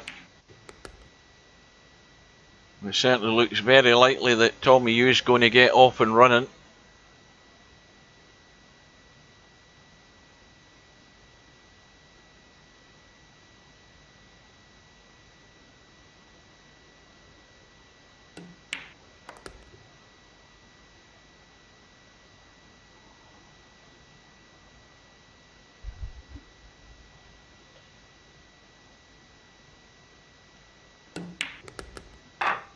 So, first rack on the board with the break in rack number 2. Fairly, well, slightly tilted rack. 8 ball goes in, 2 ball follows it. Cue ball with enough room to get the 1 past that 7. And the 3 behind the cue ball, so that's taken care of. Then the other problem after that will be the 4 and the 7. How does he deal with the 4? Right, let's have a look. See if we can find Casino Jim and Tornado Tam, and their match has just started as well. So it's got underway at 3 minutes past 7, so we've got matches clashing with one another. And we've got Linus's match provided, as I say, the great guru turns up at 8 o'clock. And the other thing I never checked is to see how Slim's doing. Where the hell's he went to? I never saw the result come through yet, so I presume he's still going at it. And One Pocket Slim is one rack away. He's 18-5 in front. When that match result goes through, we'll go and check the stats.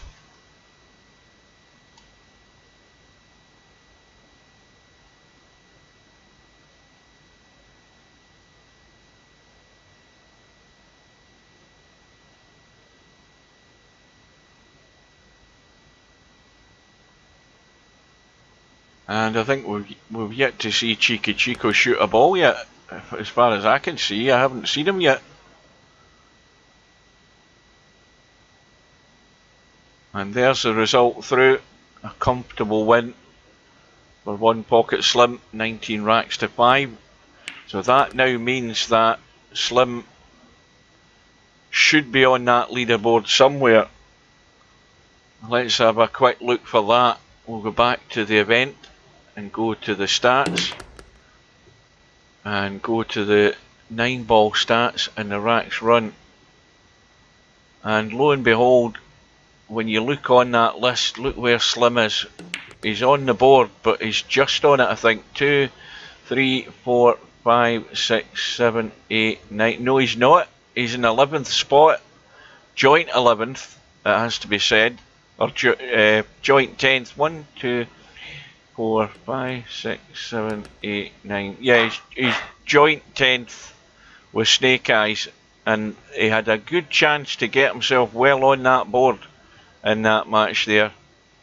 So Larry's still at the top, and a whole bunch of guys chasing after him after that match. Where the hell's the bracket button? There it is. But it's looking good so far for Tommy Yu. A good solid start. Because he's got another ball in the break.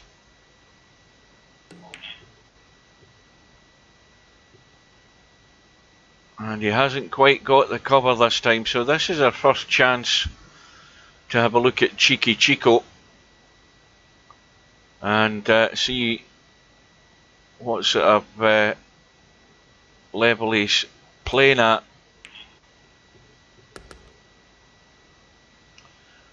This is his first challenge, and finding a way to get a sight on that 3, and that's not easy, and he's going to be hooked.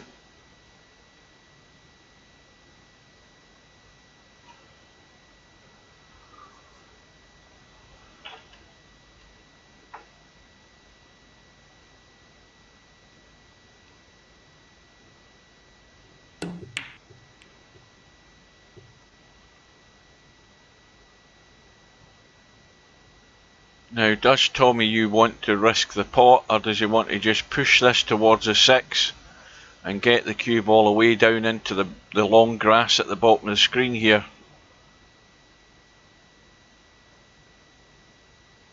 He has that choice. If he makes the pot, the cue ball's going to end up in the bottom left hand corner.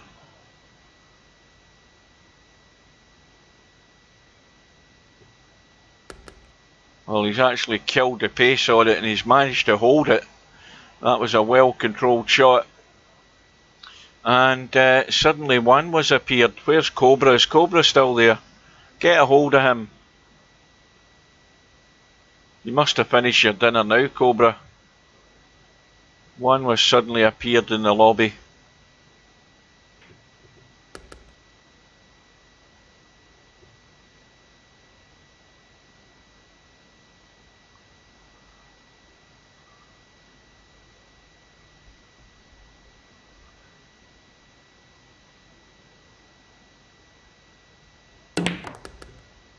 That's a good shot. He might just be a wee bit straight on this 6 though. Yeah, well, he can pinch a wee bit. He can, well, he can do two things. He can run through just so he's rolling it into the middle. That's the safest route, without trying to sort of cheat the pocket too much to get the cue ball out. So he did the sensible thing again.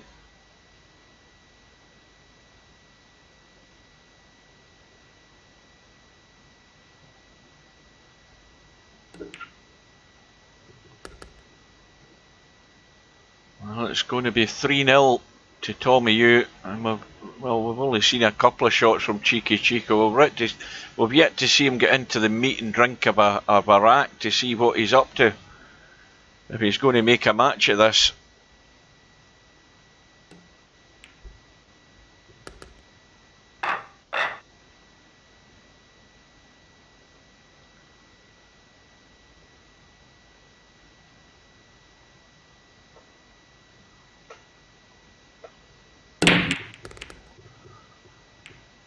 A couple of balls in the break again.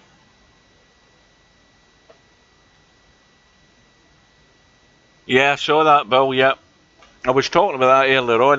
The two of them had a conversation a few days ago where it basically boiled down to the two of them saying we'll meet up in the lobby at some point. There was nothing set, but I say it's very unusual for Casino Jim to be on at this time of day. He's usually on much earlier in the morning for me when I'm in my days off. But the two of them are underway, and we'll keep an eye on that match. Well, Tornado Tam should be the favourite, but neither of them play 9-ball, basically.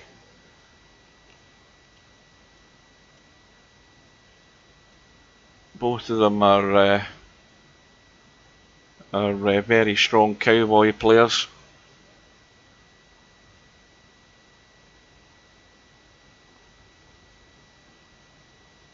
Meanwhile, Tommy Yu hasn't really put a foot wrong so far.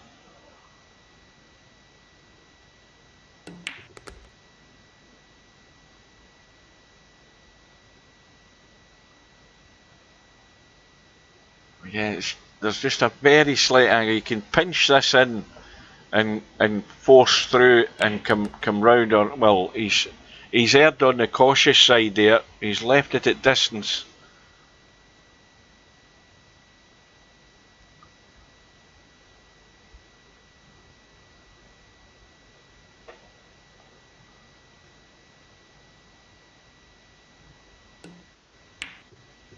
And that's what happens. If he'd done what I said, he wouldn't have been in that sort of shape. That's the one mistake he's made there, is by just not going through. I think he had enough to pinch the angle and just force around there and get the cue ball out into a better position. Well, Cheeky Chico is getting all the encouragement he needs. So he's off the mark. And that's the first. Well, if he'd played it harder and get the cue ball in the table that way, it would have made that pot a bit easier. But I think going forward and forcing it in and getting that cue ball moving a bit better up the table would have gotten better on that shot. Because it is the first mistake that's been made by Tommy Yu, and it's given his opponent a gift of a start.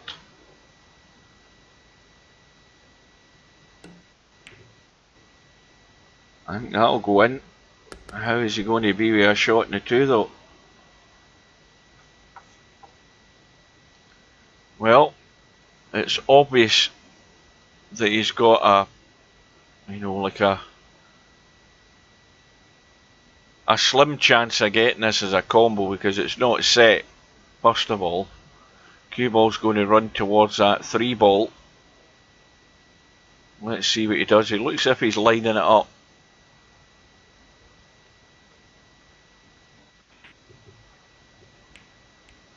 It's always going to be very difficult to get that, but it's ended up safe.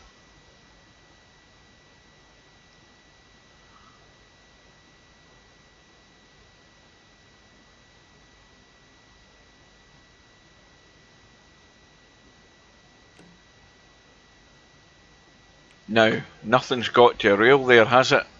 I didn't think so. So ball in hand, but well, just Tommy, you can go for the second foul. Let me just get that bracket back to where I want it. Now that Tornado Tam and Casino Jim are underway, we'll bring that down. There's our match.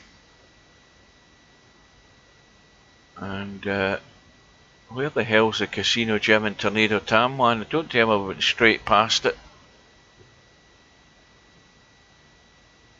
There it is. And Tornado Tam is 3-1 up at the moment.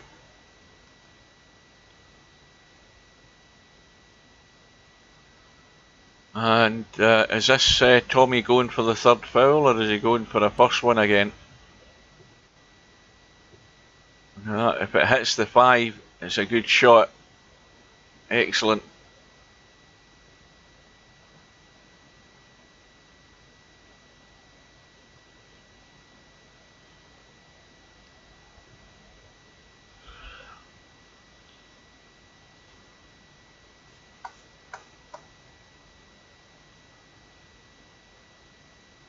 Well, I think the problem is that 8 ball's in the way of getting to the 2. Well, he's managed to hit it direct off the one rail. Well, that was unlucky, the scratch. And it is 3 fouls. So that's how you use the lay of the balls to your advantage.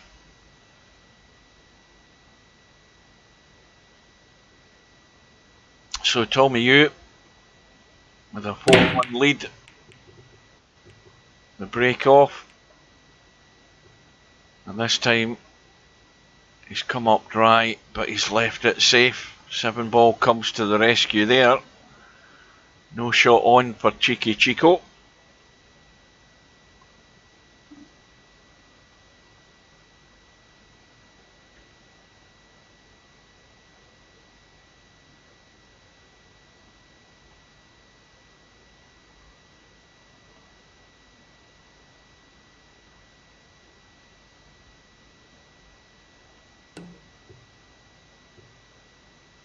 Well, no hit, ball in hand, and a chance for Tommy U to show us how to run the table. Considering the 2 balls at the top end of the table and the 3 balls in a restricted position at the bottom end of the table. Now, I thought that was a foul, but it was a bloody push out. I've just realised. It was a push out. I'm getting tired, folks. I've been at this all afternoon. Good evening, semi-pro. Now, who's that in disguise? Because there's a name I've never seen before. The Kuyati Kid. That's somebody else hiding under another name. Good evening and welcome. This is one of the many first round matches in the Virtual 9-Ball World Championships 2021. We've got another one unscheduled, which is underway between Tornado Tam, the only Scot left in the tournament, and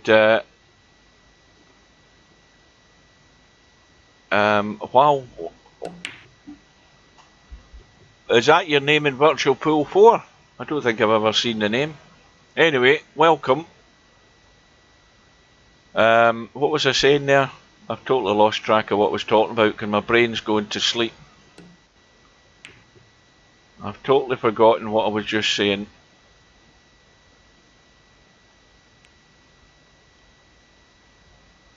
Oh, aye, yeah. So we've got the match with Tornado Tam and Casino Jim that has started at just past the hour. We've got this match which is underway. We've got another match, or the final match tonight, which is between Linus and Da Great Guru, who's actually just left the room, I've noticed, so he's online. And that match is due to start in about 40 minutes time, and meanwhile we'll keep an eye on how Tornado Tam and Casino Jim are doing. That's going to go in. No, it isn't. So this 3 ball is the problem, where it's sitting.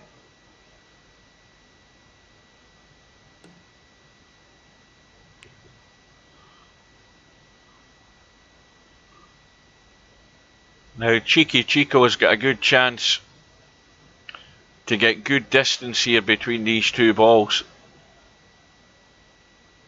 He can try and get down towards the 4, the 9 and the 3 off this shot. Well, he's got to miss the 6 first of all. In fact, the 6 has come to his rescue because it's nudged him in line with the 5. Tommy Hughes got no shot.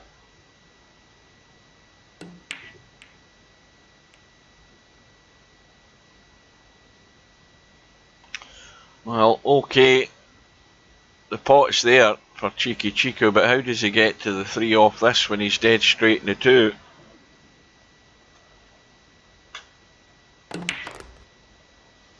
And he's now got himself hooked in the 3. Not a good shot.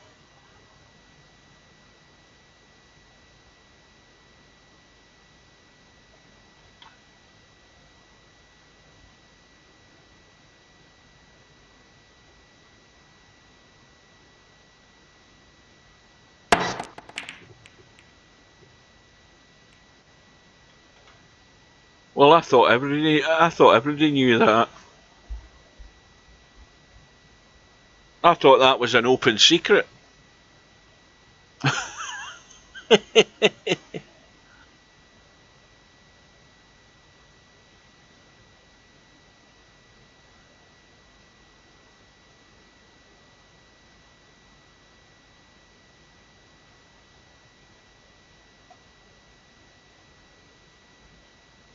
I know, I've got a good idea.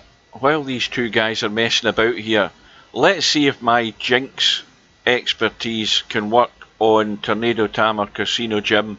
I haven't been in a room, but let's see if I can join a room and Jinx one of them. It usually works.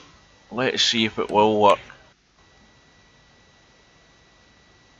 If I can get in the room, that is, without having to kill VP4.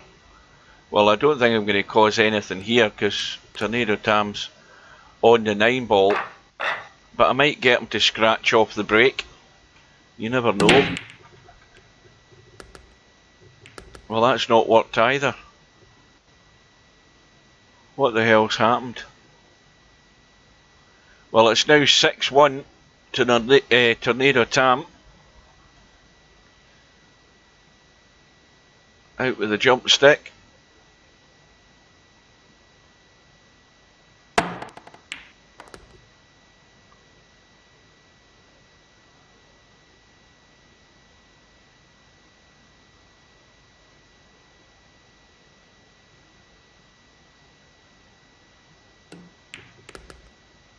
It's going to kick the 8 in as well, so that's a bonus, and that frees up the 6.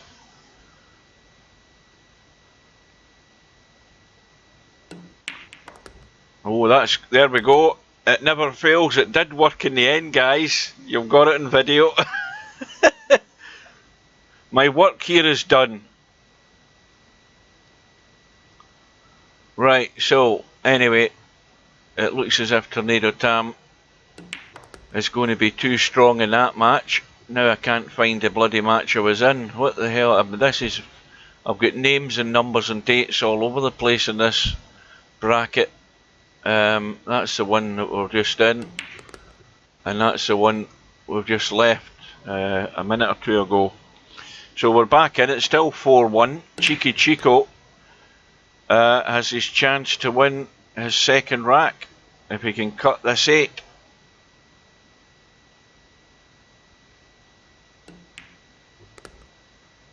Well, he's going to leave a testy 9 ball to get his 2nd rack on the board.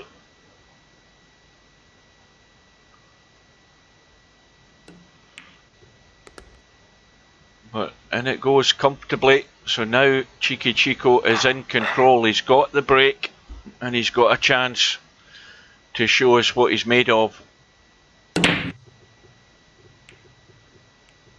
But But he's not going to do that if he can't get a bit of luck in the brake. The brake's dry, and the worst thing that happened is he's now left the easy start for Tommy U.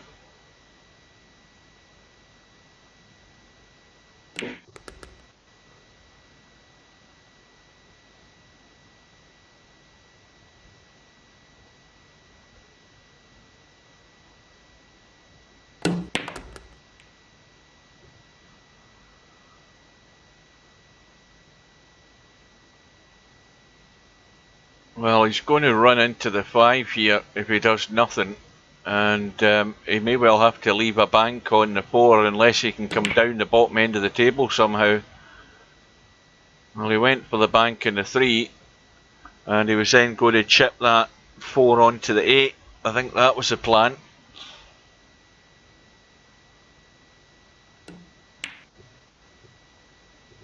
And Cheeky Chico trying to get hidden in behind that cluster of balls there, but didn't quite have enough weight on it to do it.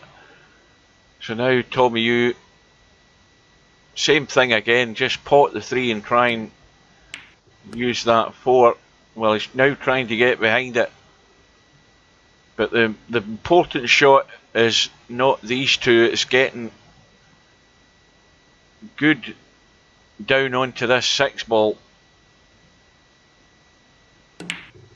Oh, and again, putting that spin on to get the cue ball moving. It just sends that object ball into the jaws, and with pace, they don't go in. So Cheeky Chico's been reprieved. Can he get back to within 1?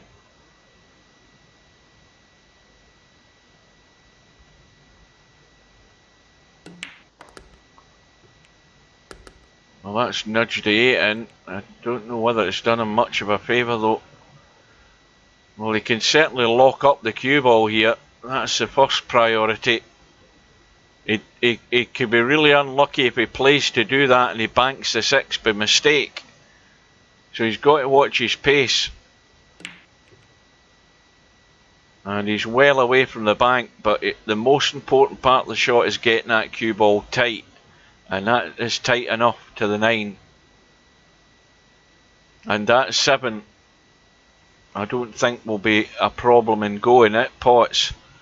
And the other thing is, that 7 and 9, as it is right now, without it being moved, is actually, I think, a bit of a combo.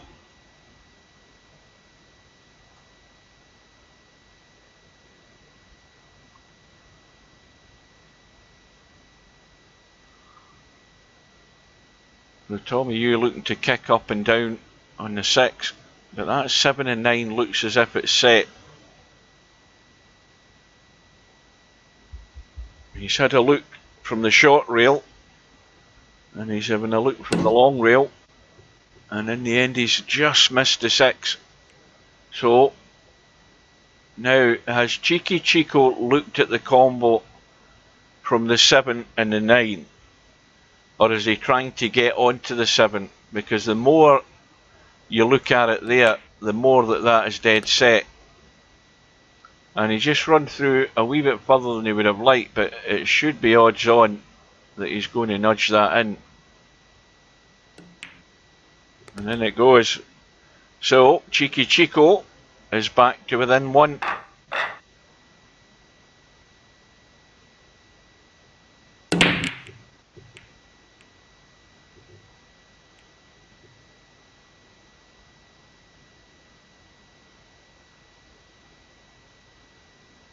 Well, another dry one. Half a shot here, I think, for Tommy U. 6 balls the problem. It's blocked by the 8. And Tommy U has left a chance for Chico. We'll call him Chico from now on. Well, he's decided it's far better playing the safety and waiting a better opportunity. And that's got Tommy in trouble.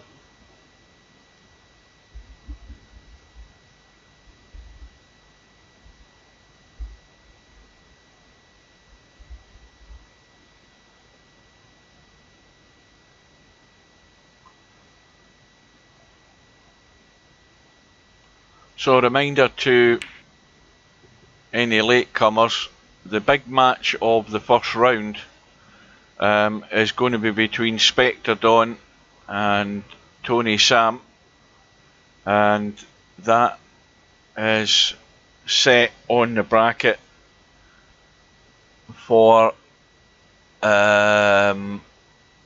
Tuesday night at 8 PM. This is what, the 29th, and no, is that Wednesday night? I think it is. At 8 PM, so I will have that on live stream, and we'll also have Stubb, which is tomorrow night, for his first match against Quagmire, provided he turns up. So there's matches to look forward to, and if you don't get the chance to be there to watch them, go to my YouTube channel, you'll find them there.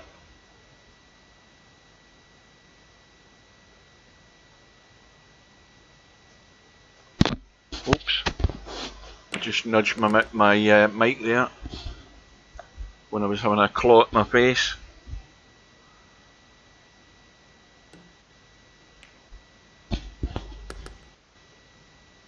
Well, that's been left way short on the 3, because that 3 is fairly tight to the rail.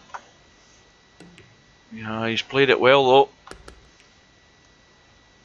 Again, doing that, you're just running the cue ball, you don't know where it's going to end up, and he's ended up hooked.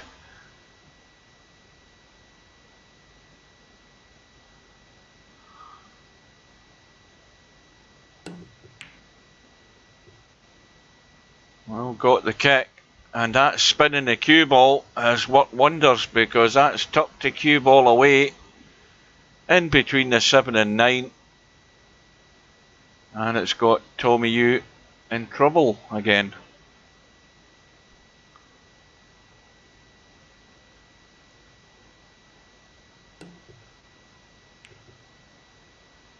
This time Tommy gets the hit, and he's not left anything easy.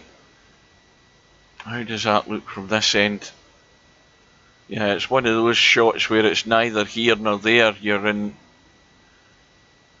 doubt as to what side you're going to have a go at this, but certainly if he goes to the right hand side, if he overcuts it, he can certainly get good distance between the two balls, and he certainly didn't play the pot. He played the safety. He's not quite got the full cover, and he could be in trouble in a minute himself, but he's got the distance. And you see that distance, it just caused Tommy U to hit that 4 ball too thick. He needed to get that a lot thinner, and that's just brought the 4 into play, and it gives Chico a chance. Needs to spin between them, and he spun straight up. There's still a chance of a pot in the 5, but how's the chance in the 6? Well, the 6 will go as well. And he's trying to hold the pace off it, and that's just sent the 6 offline, the 5 offline. Not easy to read them.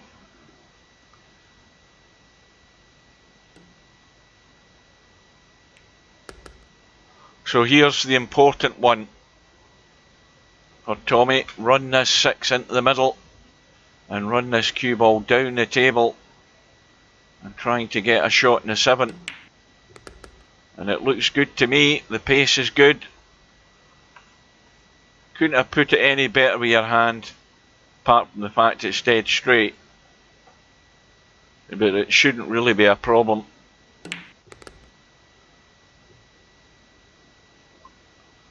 This is more of a problem.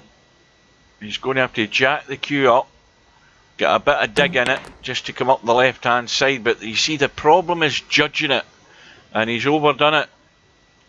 And now he has the dilemma, is it the bank, or is it a very dicey cut into the middle, or a very dicey cut into that top corner? We're about to find out.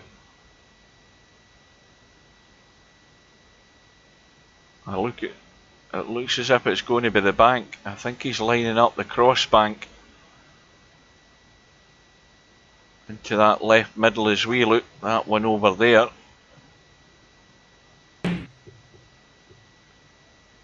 Well, I think he hit that too hard. And he's now gifted Cheeky Chico the chance to square the match.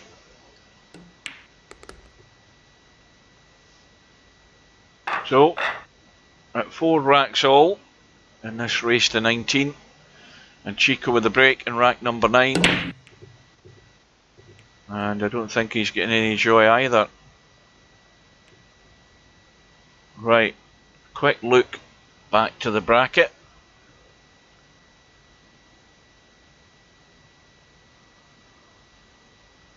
And we can see that Tornado Tam is 8-3 up in his match against Casino Jim. And we also have the last match of the night between Linus and the Great Guru, due to start in about 20 odd minutes time. So we're going to have a clash. We've already got a clash of matches. We've had a few of those. Now we've got a proper mess at the bottom of the table here. A severe slope in this table.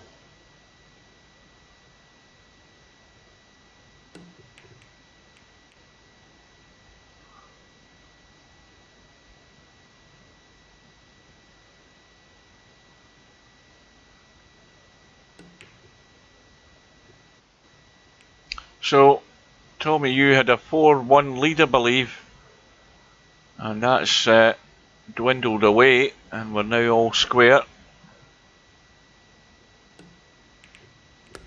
And a little clever billiard from the 1 onto the 2 with a cue ball, but you have to rely on luck and still having a shot on that first ball, and he's got a very difficult pot in that one, so he's looking to hide the cue ball. He's not quite done it.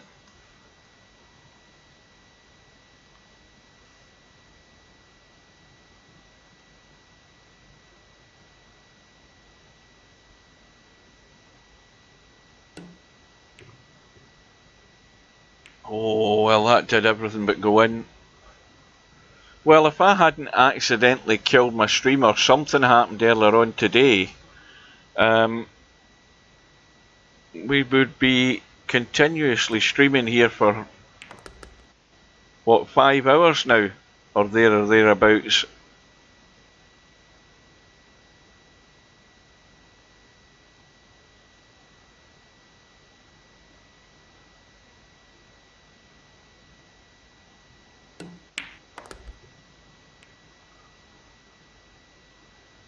I think this is just going a wee bit. I think there's a slight angle there. He can punch it around.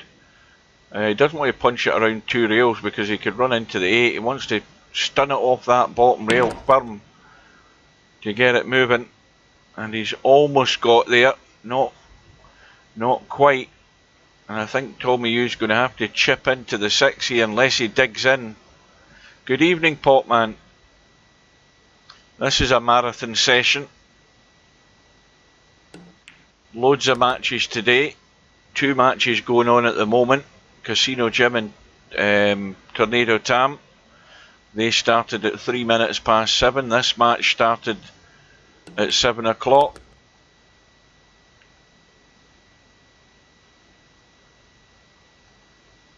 And we've had the matches we've had earlier on today, and that thought about scratching. Well, Hairpig's a lot better player than I thought as well, because I'd never seen him before. But he will cause problems for people. That's one thing can be guaranteed. He is no mug. And neither is Tommy U. He's got himself back into the lead.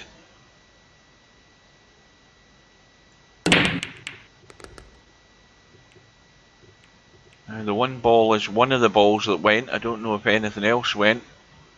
No, just the 1. Now how is he sitting on this 2-ball? Well, I think the jump stick's coming out.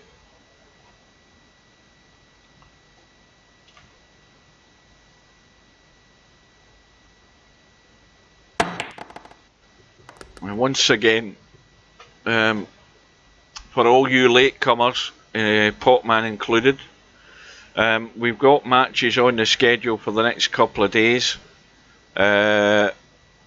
The sort of notable one to mention is the one between Tony Sam and Spectre Dawn, and that is for whenever I said it was earlier, it's for 2 days time, and Stubbs playing as well at 10 o'clock at night on my day off. I'll be there for that one, and I'll also have the Tony Sam Spectre Dawn match, and all of these matches will be on my YouTube channel. And this session today, well, there's actually 2 sessions, the one that I killed earlier on and then this one that I've restarted. The both of them, I'll just put them onto the playlist for anybody to go and review their match if they want, or if you happen to miss any of them that I managed to get, you can always go back to have a look at them.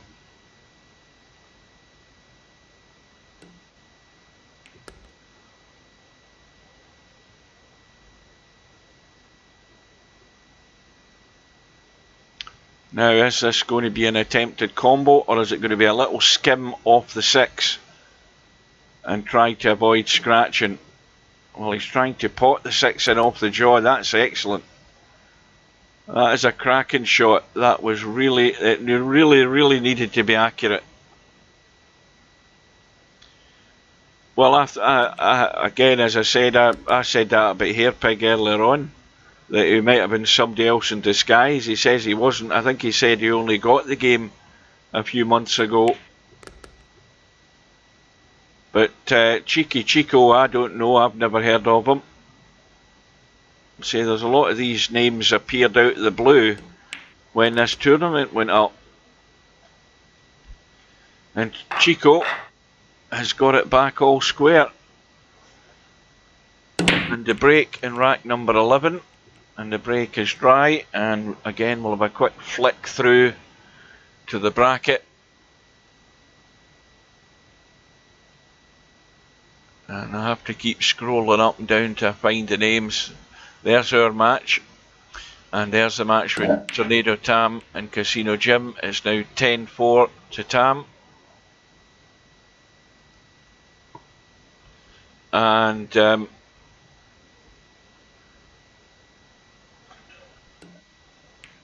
well,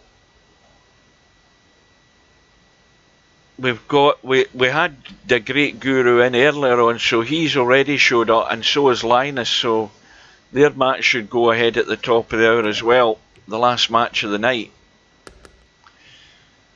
So all things going according to plan, we should have a match to end the evening session. Well, we're always suspicious about these foreigners coming into VP4.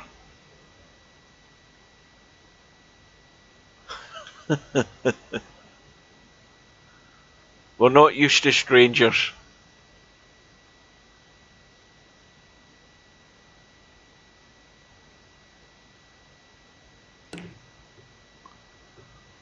Well, Tommy, you made a mistake there. He's overcut that quite a margin, and Cheeky Chico has his first chance here to get himself in the lead.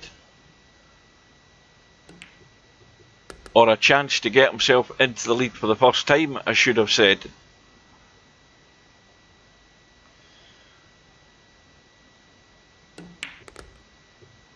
Well, he doesn't want to do that. That's the last thing he wanted to do. He wanted to miss that night, that 5 ball. And now he's blown his chance.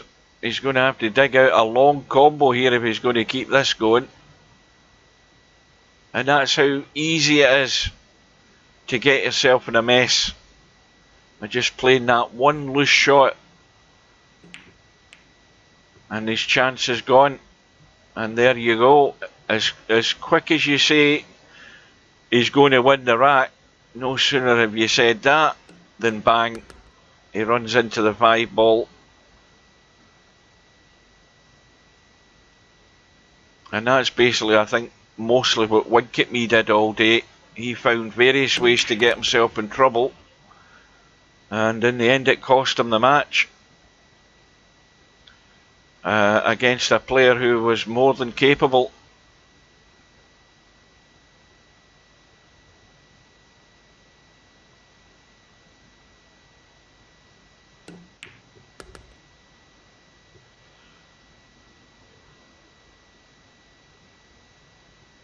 So Chico, having had his chance at taking the lead, is going to have to find another way to do it, because Tommy Yu is going to tidy up this rack and keep his lead, or regain the lead, I should say.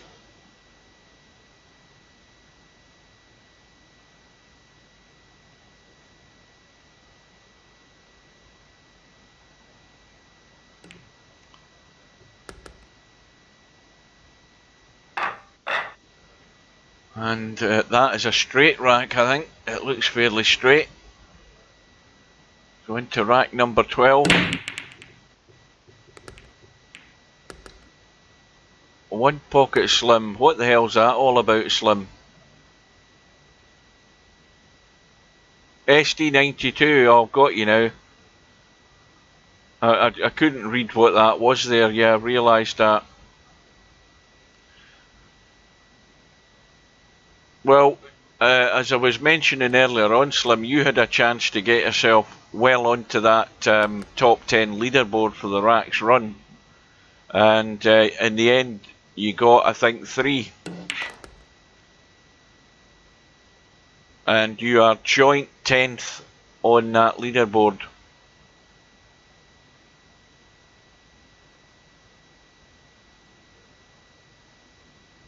But all that matters is you're through to round 2. Doesn't matter how you do it, you're through.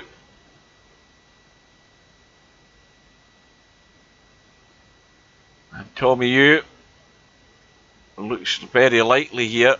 If he just drops down onto that 8 ball without any problem, should be extending his lead again.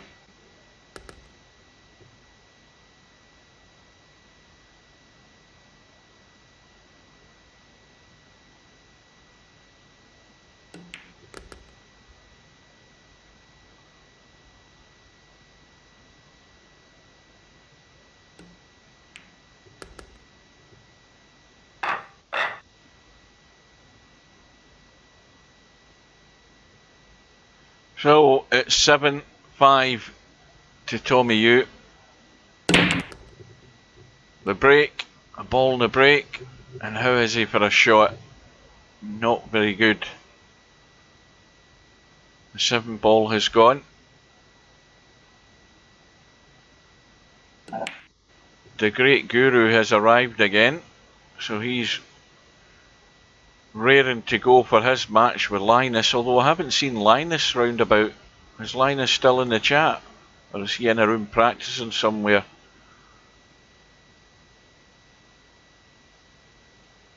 Oh, there he is. He's woke up. Well, it's focus time. You've got 10 minutes to get in and practice those breaks. And if you want a tactical genius's advice, if your break isn't working, try something else. Keep moving it about.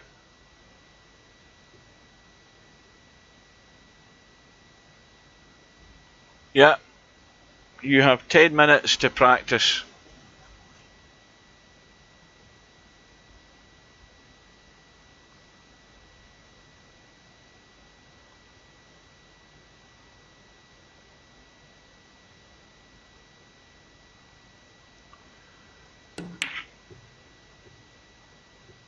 Chico looking to tuck that cue ball away, hasn't quite got there. Time for another quick look at the bracket. And Tornado Tam extends his lead. It's now 6 racks, it's 11-5. And well, this match, well, it's been fairly close up till now, but Tommy Hughes endeavouring to stretch his lead. Well, he's got the two going in at the same time there. He's going to have to produce another combo here, and this is nowhere near as easy the way this 3 and 6 are set up.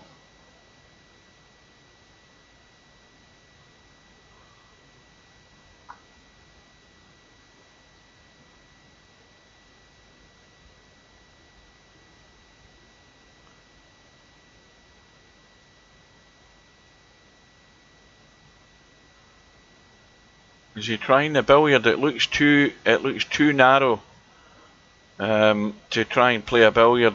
I think he's trying to get. Well, I think that's probably the wisest move. He didn't play the combo there. He played the safety, and he's left it perfectly safe. Unless that will bank, it's a bit close to the rail, but it does go. But that cue ball needed to keep going. And it's fallen short on the 5. Very, very tricky cut in this. Yep, got to get into it more than you think. And those type of cuts have to be. They have to start going in for Chico, because he doesn't want Tommy Hugh to drift away. There's a threat of that happening here, especially if he can take this rack out.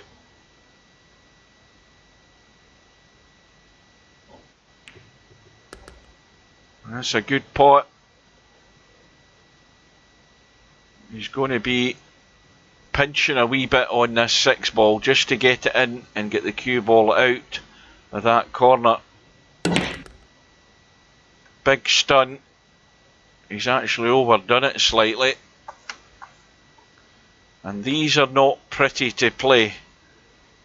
You got to just temper the speed here to hold it nice for the 9. So you either do it one way or the other. You go across the table and back out. And he's played it well. And now it is going to be a 3-rack lead, which Tommy Hugh had earlier on in the match at 4-1. So Chico's going to have to do it all again.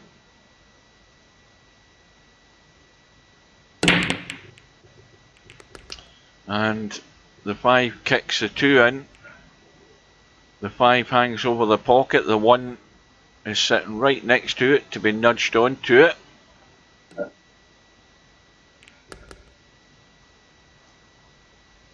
Well, Tommy Hughes should be out here.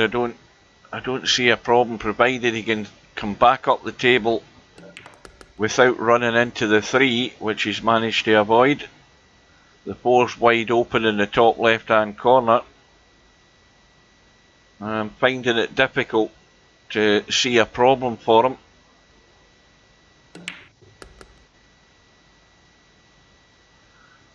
Well, I don't know whether I've said this, but my hair is as long as it's ever been since about 1997.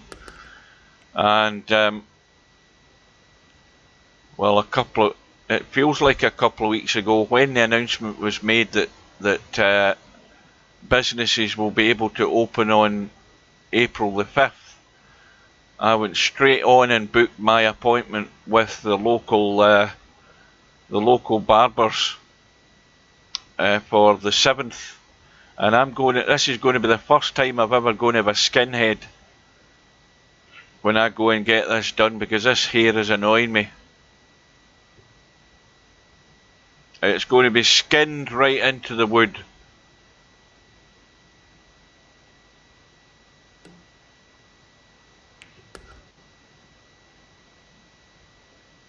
I'm going to look like one of the Black Widows, out of every which way but loose.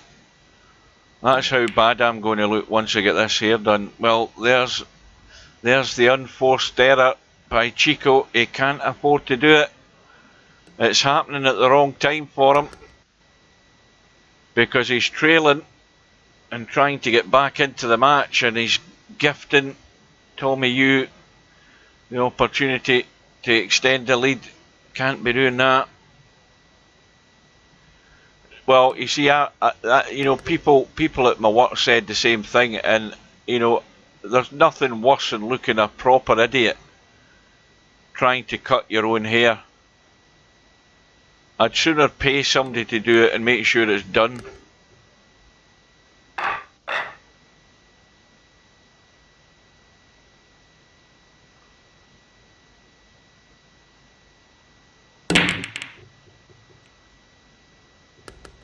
Well, something dropped. Something dropped somewhere. What was it? The 6. So Tommy Yu now with a 4-rack lead. And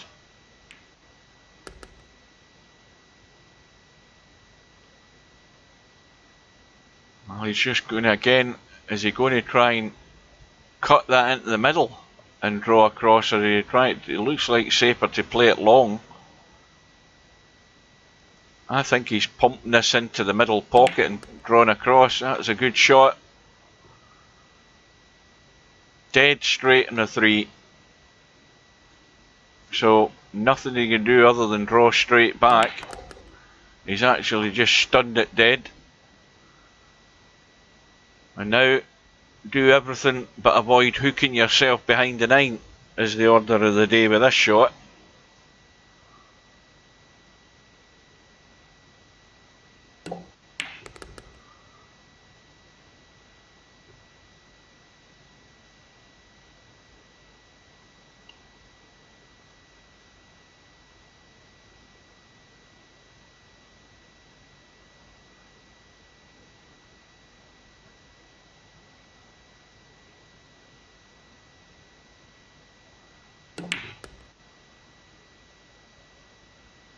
Well, I think to be honest with you, Larry, if I wasn't actually, you know, if I wasn't working and I wasn't having to go out the house so that I would be seen in public, I would probably do it myself. But it's the thought of going out with your head looking an awful shape, having made a proper mess of it, that I'm dreading doing.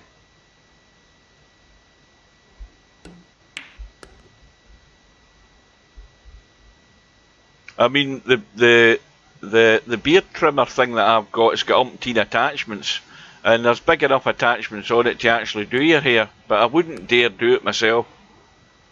I've just got this dreadful fear of, you know, going out and you've got tufts all over the place, bits that you've missed and you can't see that you're doing. And I'm certainly not going to, I'm not any sort of contortionist to do something like that.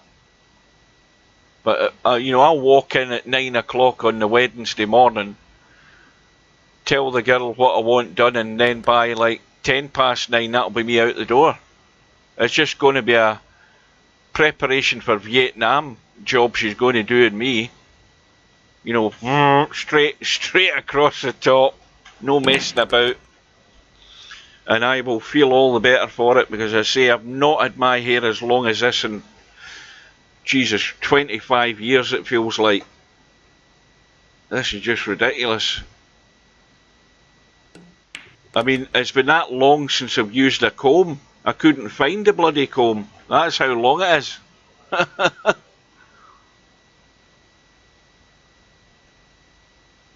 Yeah, that's the analogy I would like to use. You know,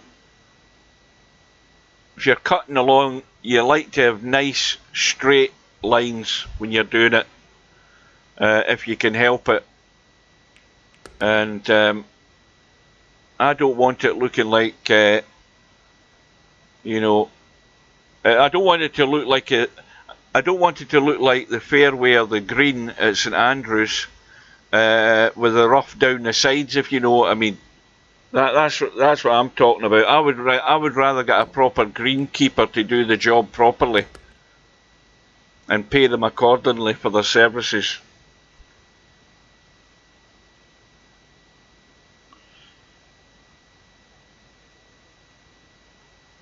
Well, in the early stages of this match, Chico, having got back from 4-1 down, gave every impression that this could end up being pretty close. It still could be close, but it ain't as long as Tommy Yu keeps pinching racks.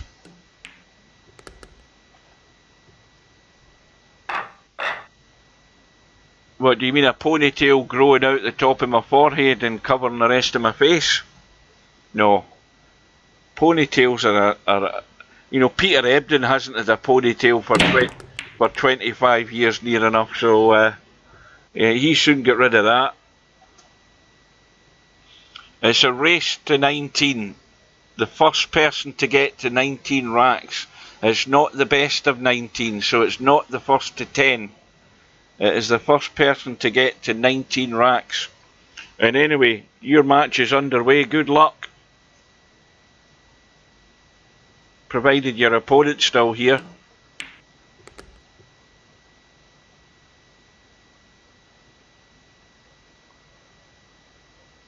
So Tommy Yu has built up a 6-rack lead here, and while he's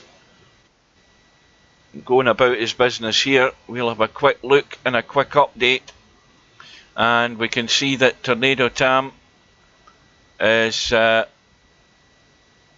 14 racks to 6 up on Casino Jim, so he looks to be marching on through. And the bad news for Tornado Tam, provided he wins, as he looks as if he's going to do, is that there's a very strong likelihood that Tornado Tam's going to have to deal with yours truly, if you know who I mean.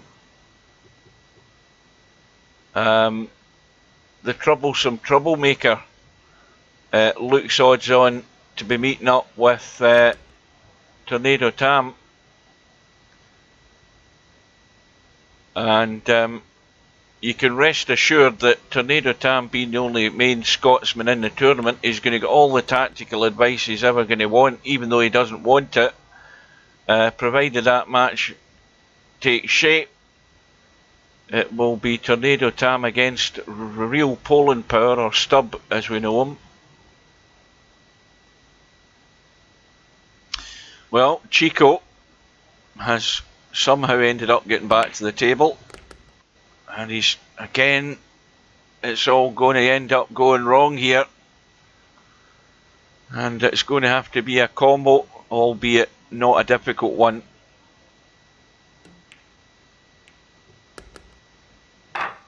And that stops the rot for the time being. He's now got control of the table with the break.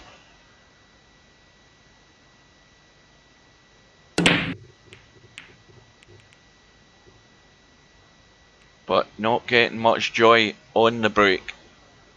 It's come up dry, and he may well be in trouble in a minute here once Tommy Yu's played his shot. Although Tommy Yu has played the worst safety shot of the night, right there, right in front of your very eyes. I think he tried to kill the cue ball in behind the 6 there, but it all went wrong. It's wide open for Chico, but the question is whether Chico can find the control and find his way out here, because he's going to have to find his way through the traffic off this 2-ball. The ideal shot would be to run round the 3 rails to come around for this 3 into the bottom left hand corner, but he has to avoid hitting things, and that's going to be the tough part. Well, he's managed to hit the 7, but it's actually done him a bit of a favour. It's got him in line for the 3. But a similar problem in getting to this 4. Now that's coming down the short side. It's maybe too far though. Now he's got a choice. It will go into the middle, but it's a blind pocket cut. And that cue ball is going to have to be dug into, and that's a good shot, but again, just too much juice, or not enough, whatever way you want to look at it. I'm presuming he played into the middle. So it's just a little bit of the cue ball control that's letting Chico down here, just getting it a bit loose.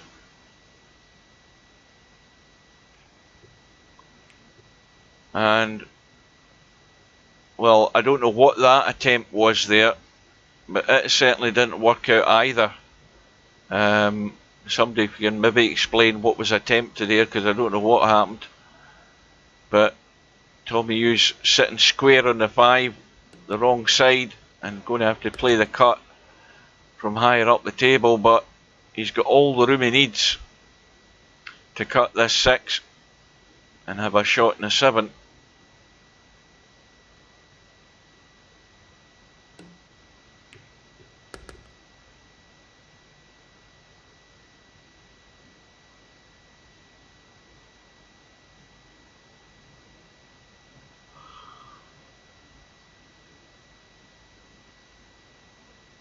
That's another that player, that the great guru guy. That's another guy I've never seen play, so I don't know what standard they play at.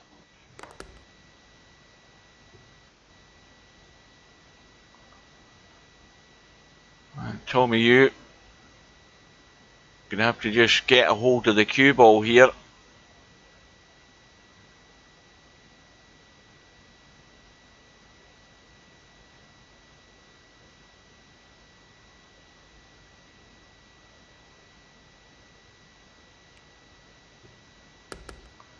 That little chip in the 9 has left him with the usual blind pocket cut.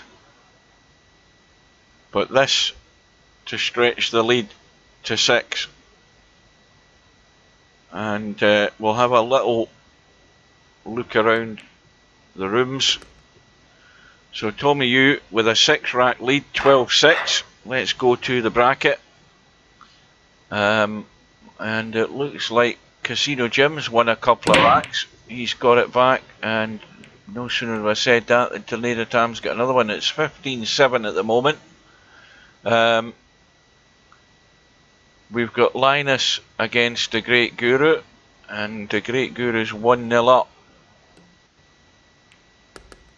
Let's go in to Tornado Tam's room with Casino Jim.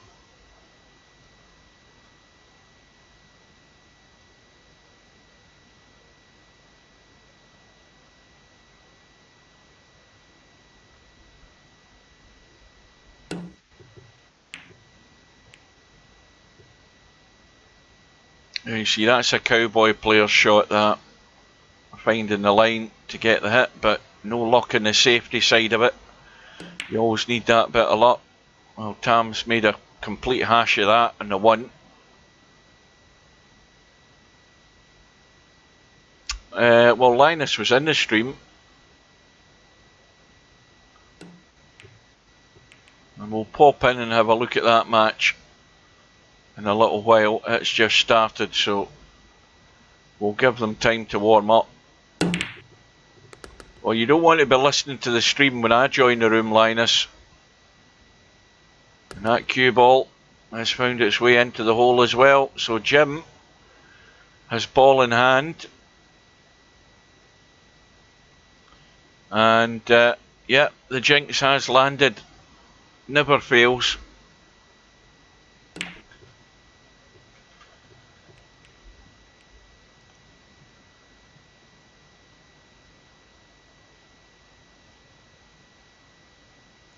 I don't trash talk anybody. I give an honest opinion. Everybody will tell you that. I say what I see, and if I see it's good, it's good, and if I see it's bad, then I let people know it's bad. But then again, most people that are actually playing those shots know that it's bad.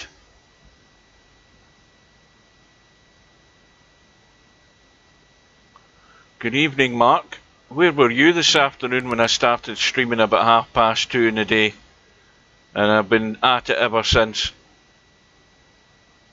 We've had umpteen matches today. Yeah. But I know a bedhead cut when I see it.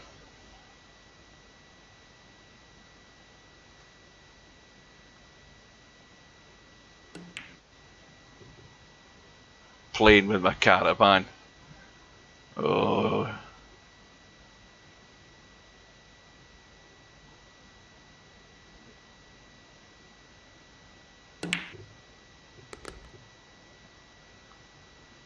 Oh, Casino Jim digging out the old flukes.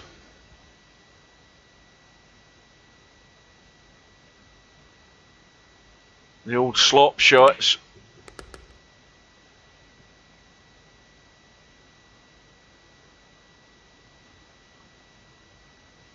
Now, can he ride his luck and cut this 7? No, he can't.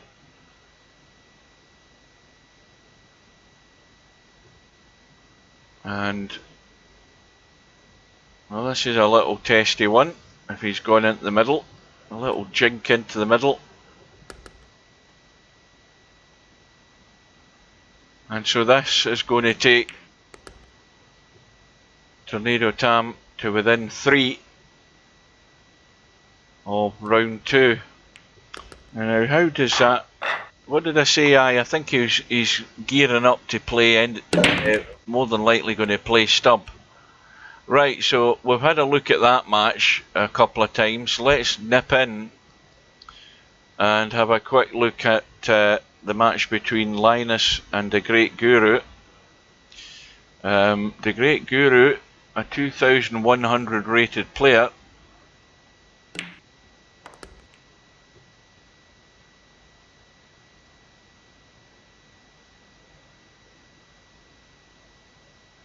And then we'll drop back across to see the conclusion of the Tommy Yu match.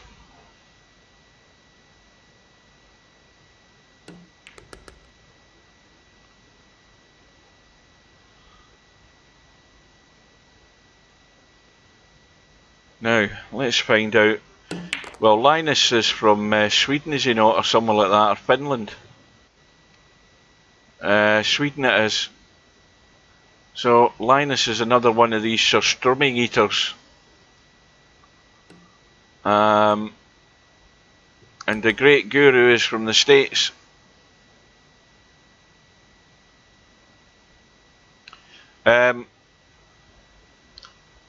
If you get a chance, Mark, go on to YouTube and type in 5 guys, 1 can, and I can guarantee your ribs will be sore. My ribs were sore and the tears were streaming down my face. Oh dear, it was hilarious. I've never laughed so much at people being sick in all my life, but once you've seen 3 or 4 of the videos, your ribs are actually sore. You have to stop the video because you don't want to laugh anymore. But that 5 guys, 1 can, that's the one you've got to watch.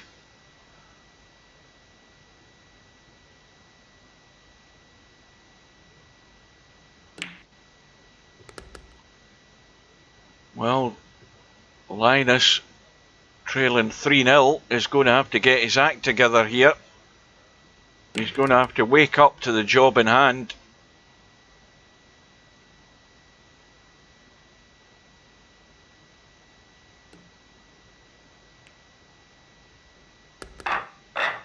So, he's done the first part of the deal. He's got himself off the mark. And now wants a ball and a shot, as everybody does once you've got the break. And he's got a ball. The 1 ball has gone in. He ain't doing too much luck in the next part of it. He's got no shot in the 2. But he's got a good opportunity of a half decent safety here. He can just cut that 2 behind the 5 and try and bring the cue ball back round, but he's gone all out for the bank. And now once you've committed and done that, then you have to run the table. There's no point in going for banks and running the cue ball if you don't back it up.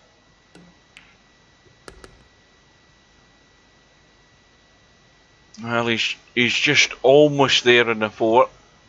Could have done with going a wee bit more left, but he's got there. And he's dropped behind the 5. So this is where he wants to slow down and just steady himself and make sure he doesn't do anything, as we say, numpty-ish. It looks easy enough to run out as long as you mind what you're doing.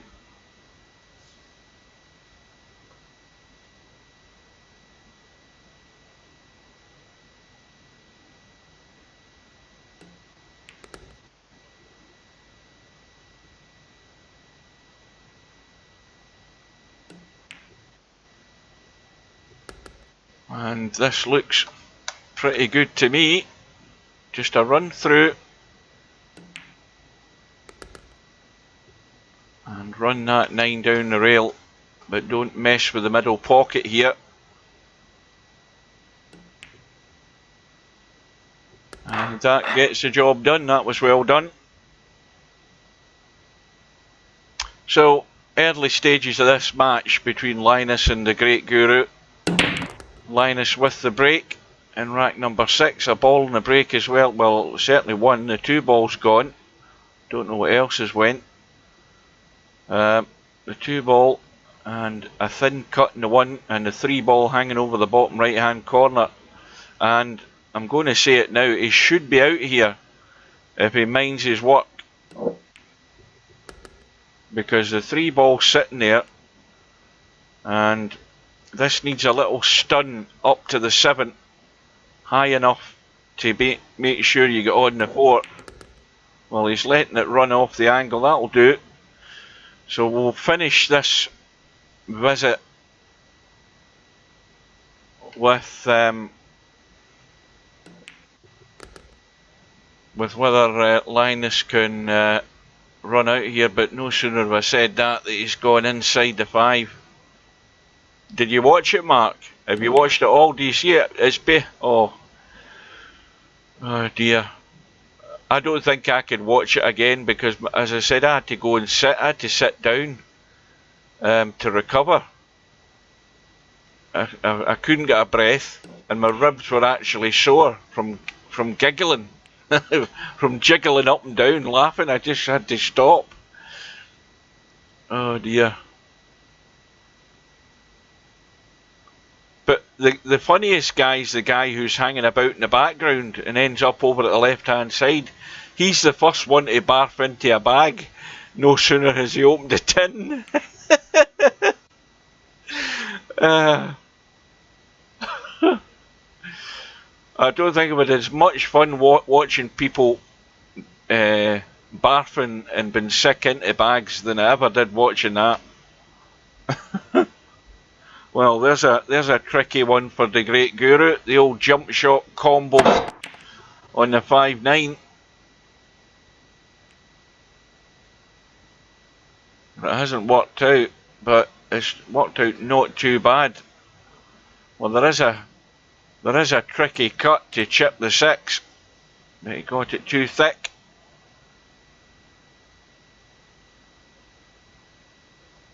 So Linus,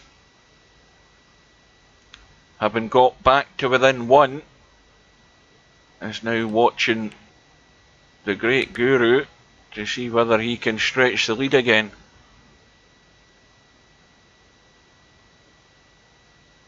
Well, it's just a similar thing. It's just, you know, it's put away until it basically rots, and then obviously they treat it with salt and then store it in the tins. But I mean, every tin that you get is ready to explode because of all the rotten gases given off by the fish. So as soon as you puncture it, it's going to squirt all the stinking juice out. There's another video with the guy showing you how to actually open it properly. You open it under a bucket of water.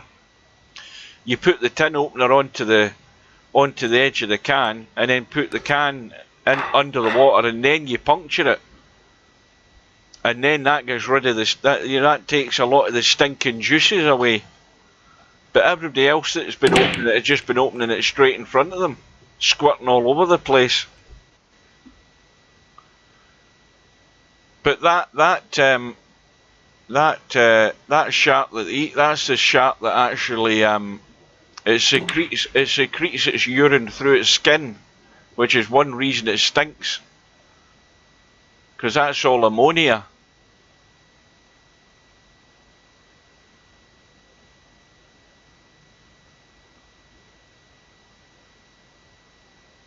Well, Linus has got it back to 3-3.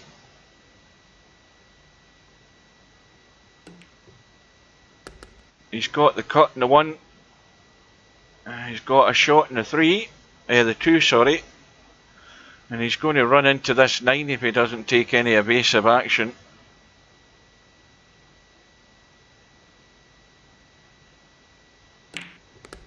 And how's his luck? Well, his luck is very nice indeed, because the 9's nudged the 3 in.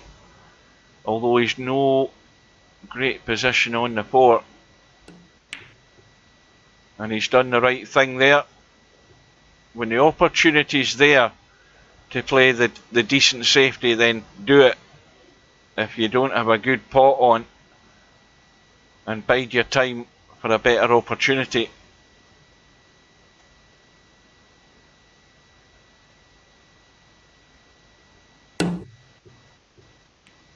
And he's going to get that straight away. So we'll see the end of this rack, and then we'll go back to the other match.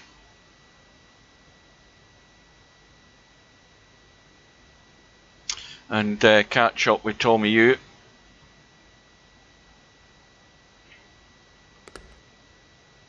Well, this has to be dug into, this cue ball, to get the dig off the rail and the cue ball out to the left.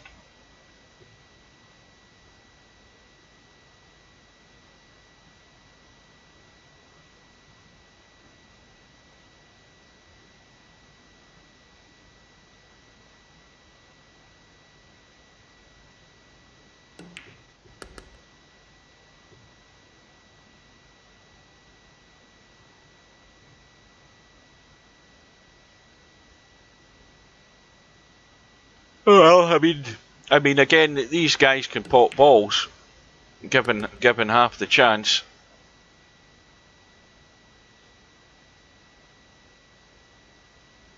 Now Linus to complete the deal, and don't forget, it's all about getting racks run as well to get on that top 10 leaderboard. If you don't win the tournament and you don't get in the money, you've still got a chance in theory of getting in the racks run. Probably a slim chance at the end of the day, but in theory, if you had a few decent runs, you can get onto the leaderboard. Right, so we're heading out. We're going back to oh, did I say the result of the Tornado Tam match? Because it's 18-9 now. It's not over yet. He's on the brink. And we've now got Tommy Yu with a 13-10 lead on Cheeky Chico. Well, that's now 14-10 as we rejoin the match.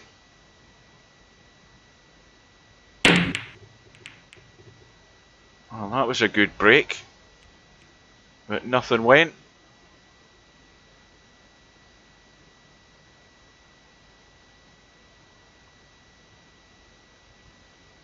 And there's the result through. Tornado Tam, comfortable winner in the end, 19 racks to 9. So we've got a Scot through to round 2. Even though I jinxed him.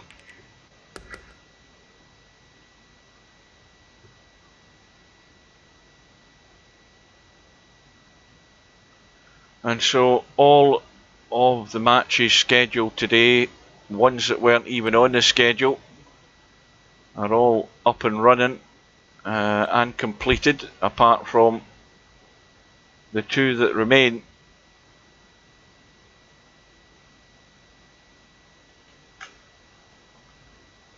And Chico is not out of it yet. And that cue ball might spin into the pocket, and it has done. And Chico's got his chance with ball in hand. And this is where, at 14-10 behind, this is where you've got to be careful. And make sure that you give yourself every chance of taking all of these out.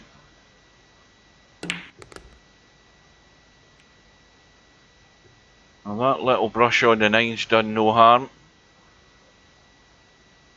I mean, this looks straightforward and simple to get the job done here. There is no problems. The only problem is, if there's going to be one problem, it's where the 5 is. Because it's likely that the cue ball's going to be left up there. I don't know whether Chico's going to be brave enough to try and get the cue ball down and risk putting it in danger near that 9 ball. You see where he is there, he's got no chance of doing that from there. So it's going to have to be the long cut, and this could be his undoing. So the pressure's on this one, but it is a vital rack. He just wants to keep in touching distance here, and that's well played. And well, although he's a bit straight, he just needs that draw into the table far enough to make this 9 ball comfortable, but not too far to make it uncomfortable. And that's just getting to the sort of too far stage. It's a little testy one again. Trust to your instincts and play the shot, don't ponder over it. So he's back to within 3 with the break.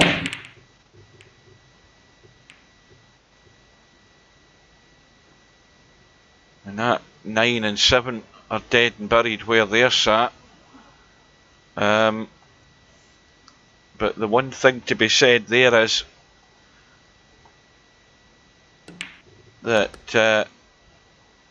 if that 8 ball was out the way, that 9 looks as if it's going just to the jaw and would drop in if you played any sort of kick towards this 7.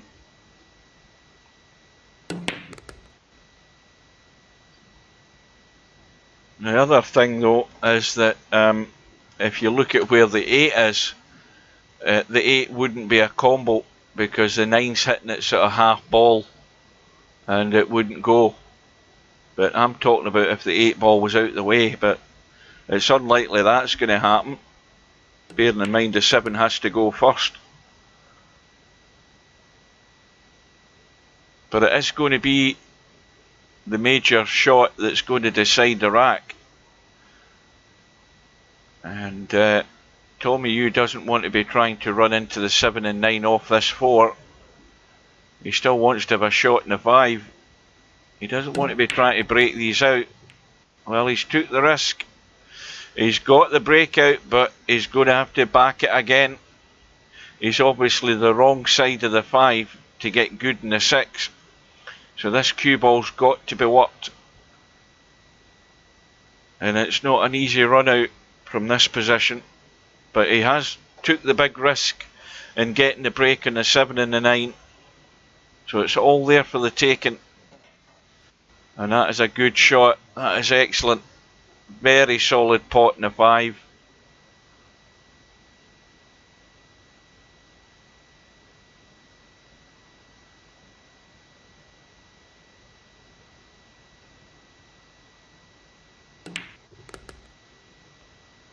Well, this has just got to a nice little feather touch on the edge of that 7. That and no more. Just to try and stop the cue ball squirting away. Now the question is now is whether he does something similar here, because he can't baby this. This could brush off the rail and not get to the pocket if he tried that. And that's not bad.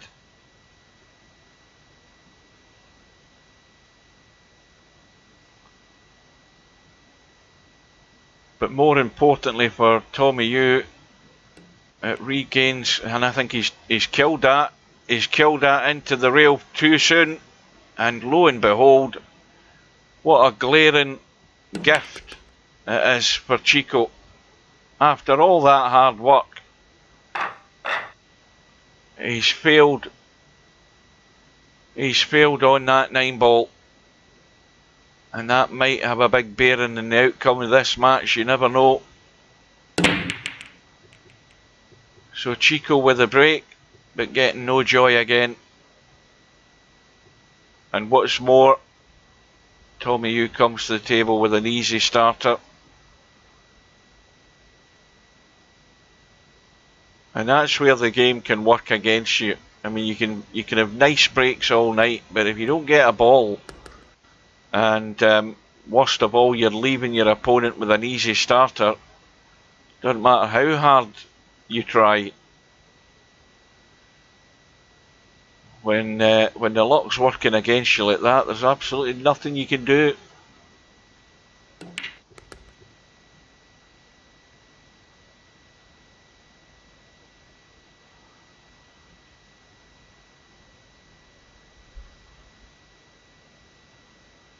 So this match started at 7 PM. We are now 93 minutes into it. I started streaming sometime after 2:30, I can't remember. I had a break in between when my stream suddenly stopped. I had to go and get a snack at the time, and I don't know what I did. But when I come back, I was talking for 5 minutes, not realising I wasn't streaming. And then we restarted the stream, and we've been at it ever since. Because matches kept appearing in the bracket. Meanwhile, Tommy Yu on the 7. Is he going to squeeze it past the 9 into the middle? It's a bit tight. And that's what's happened. Suddenly that 9 ball doubled in size and caught the edge of the 7. And it's left Chico the bank that has to go. And in it goes. And well, these couple of mistakes, that last one missing the 9 ball, and that one there by Tommy Yu is letting Chico back into the match at the right time, it has to be said, for Chico. But is he going to get a bit of luck here? He needs a ball and a shot, and he's had none of that since I've been watching. And it's the same again. Not a sniff. And what's more, the same thing has happened. He's just not getting a break at all, because every time he's breaking, he's not getting a ball, and he's leaving Tommy Yu a shot. But Tommy Yu has found a way to get himself in trouble there, although it's an easy enough escape with the jump stick. And that needs to keep running. And now he's in that in-between zone, that twilight zone on a pool table. Neither this way or that way. And you've got to make that choice.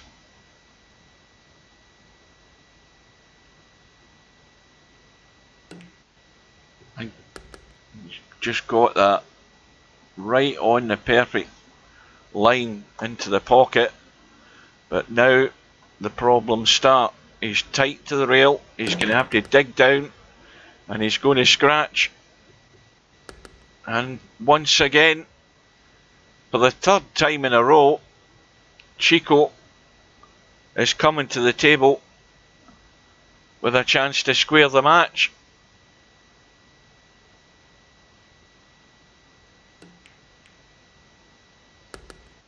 That was well played. Just pocket weight to keep the 5 there and get the 7 in the hole. And now the crucial one. Getting onto this 8 ball. This is the vital visit in this match for Chico. He might not realise that, but it is. Get back on level terms, approaching the business end of the match. But he's gone for it into the top corner to come back for the 8. The reason he did that was to guarantee much better position on the 8. So he took the right shot, but it was the more difficult one than actually running the cue ball. And his chance is gone doing that.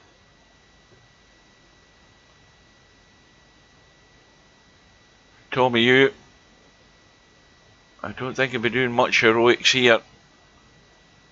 But he's a bit square in this, so he's heading towards that 9. So he's stunning up the table to avoid it and leave it long. And will Chico ever get a better chance to get right on to Tommy Yu's coattails? because that chance has come and gone, and Tommy Yu opens that gap at a vital time.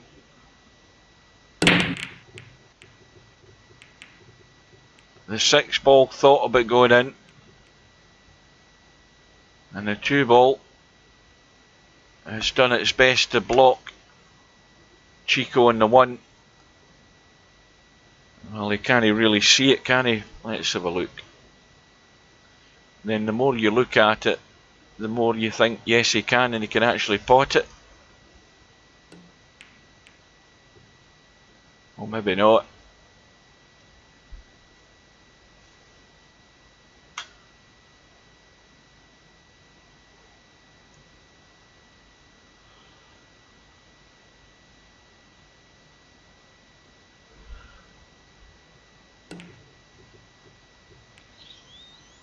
Well, that's another mistake by Tommy Yu.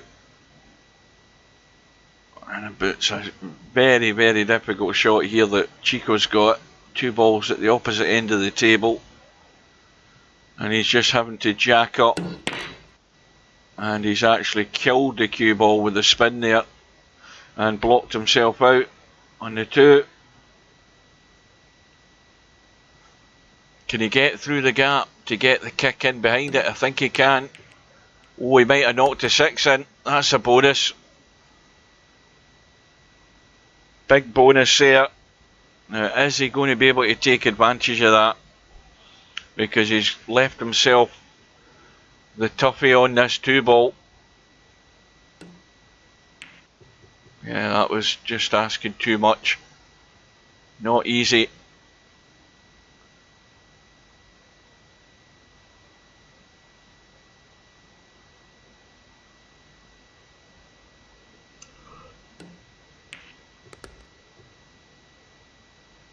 But Tommy Yu has a chance to steal the rack now.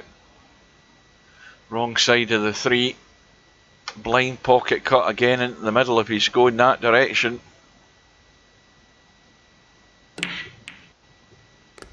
Well, I don't know what he tried there, but he's scratched again.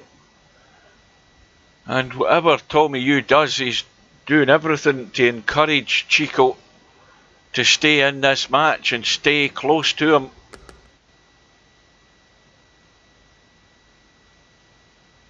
Now, I'm not convinced that was the best of shots. Now, he's going to run. He's got to go 100% for the pot and run off the rail and across. And now the biggest problem of all is getting nice on this 7 ball.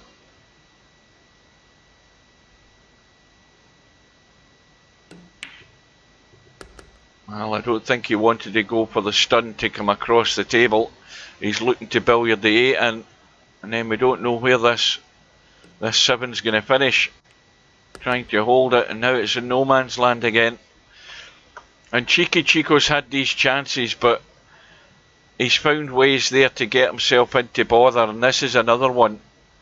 He had the chance to square the match. This time he's recovered it. That was a good pot. Under pressure. And he's back to within 1.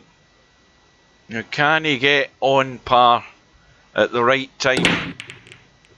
Can he get a ball in a shot? And once again, the answer is no. His break isn't working. I don't know whether he's doing the same break every time. I need to keep an eye on that, because well, if he is doing it, he should be changing it. He should just be moving around, because none of them have worked.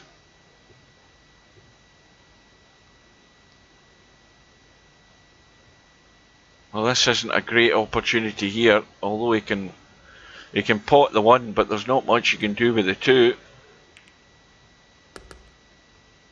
He's looking to just hide the 2 behind the 7 and run up the table.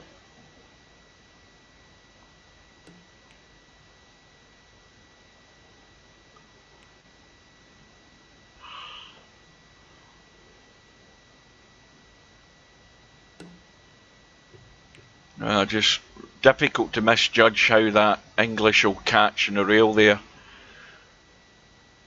A little too much and you're always going to hit the 9. So, going for 3 fouls here. Got to keep that tight, that 2 ball. And that's not going to get there, because Tommy can get to the 2. Right, while they're doing this, let's just go back and have a look at the bracket. And we can see that Linus is opening up what looks to be a comfortable lead. He's leading by 9 racks to 3 in that match.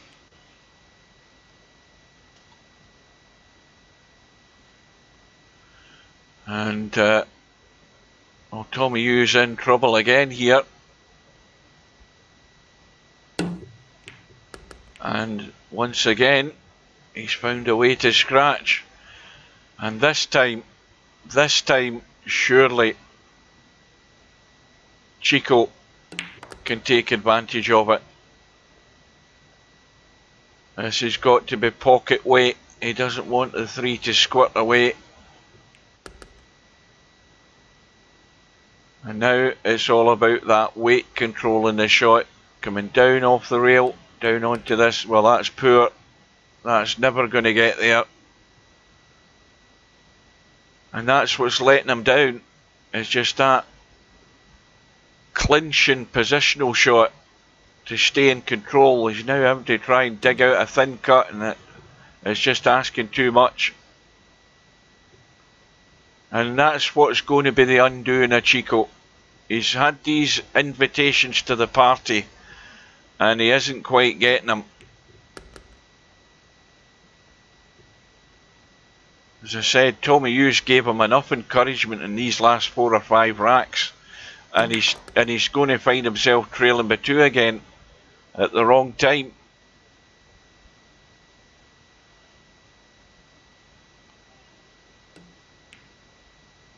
Well, there's one, we're back online. If Cobra's still kicking about. It's getting nearer midnight, so he might be more encouraged to actually get the match arranged.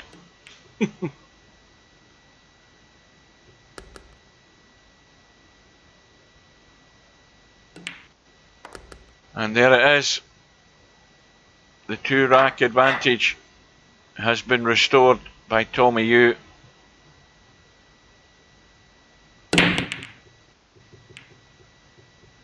And Tommy Hughes breaks like thunder. And a ball goes into the middle. It's a 7 ball, 8 balls hanging over the bottom corner. And the 2 ball is awkward. But he's getting the right side of it. That's not bad. Okay, it's a little bit of a cutback, but he'll be good in the 3 from it, as long as he gets the dig in the cue ball.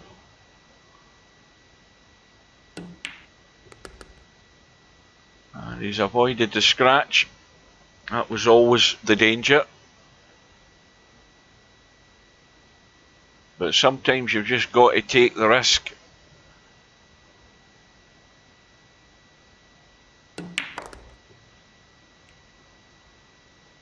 And that's now developed into another problem. He's the wrong side of the 4. He can get the pot. He's got to read that angle into the blind pocket. But how good is he going to be in this 5 ball?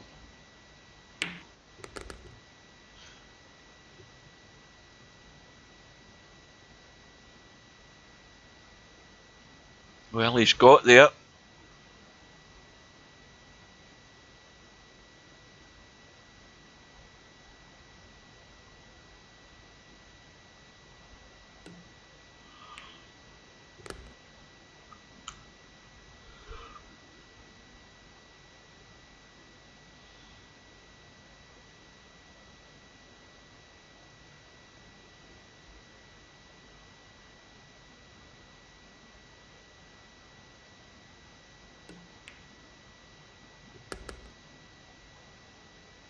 Well, he needs to take a look at this 8 ball because it's in the pocket.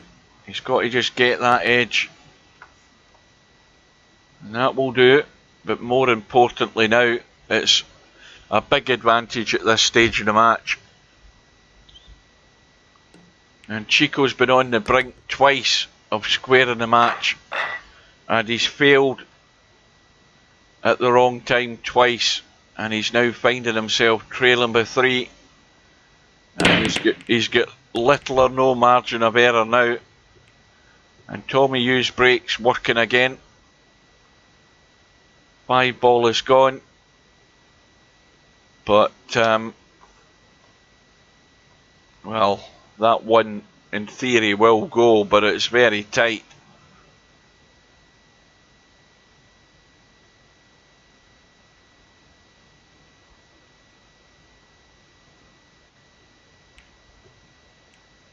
Yeah, that was a very difficult shot. He's got the second prize, but just got to pick your point on the rail.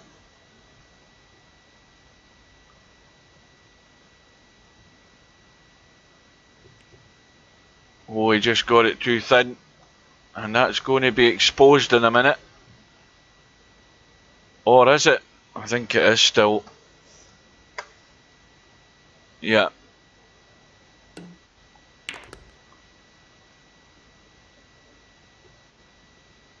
Well, Tommy Hugh should be on the hill after this visit. It's going to hinge on the 3 to the 4 from this point, and he's ended up getting himself dead straight. He might have gone wrong straight away here. Dead straight in the 3, and does he get into it enough? Just got there, but with that high angle, he's going to have to probably run the cue ball here up and down. I think it's too thin a cut and too much of an angle to try and hold anything, so he's got to let it run, and that might finish in the short side, top side here. Well, Chico might have a lifeline. What's Tommy Hugh going to try?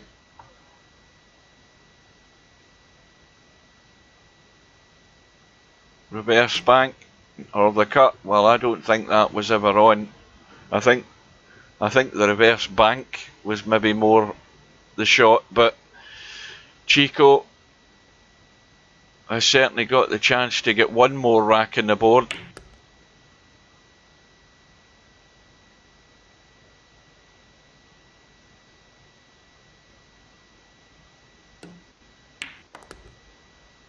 And he needs to miss the 8. It's just gone past. Little soft draw off that 8.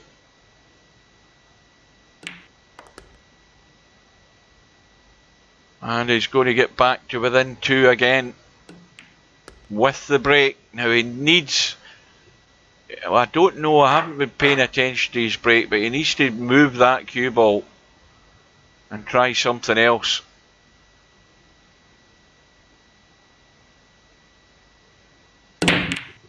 And the 6 ball goes in. He's going to be blocked out in the 8 here, I think. Yeah. Or can he see the 2? I think he can just get, not the 2, the 1. I think he can just get to that 1. I think if he looks at the line, he can get to the 1 and actually play the combo. He can play the combo. He can play the 1 onto the rail to chip the 2 in here. It's definitely on. He's playing it with left-hand English to come around the 1. No, he's still got it though. He's still got it, and he's running away though. Well, everything was the right idea there, but the cue ball's just squirted away behind the 1, and now he's got no shot. Well, he's got to get this tight. It needed to come back another couple of inches, and he would have had Tommy Hugh locked up there. And as it is, he's left him, well, it's the other half of the pocket, so it's not going to be cut into the pocket. But Tommy's got a decent enough safety. Well, I think this is one of the most important racks of the match for Chico. If he can come out of this and get back to within one, that's when the old muscles start to tweak.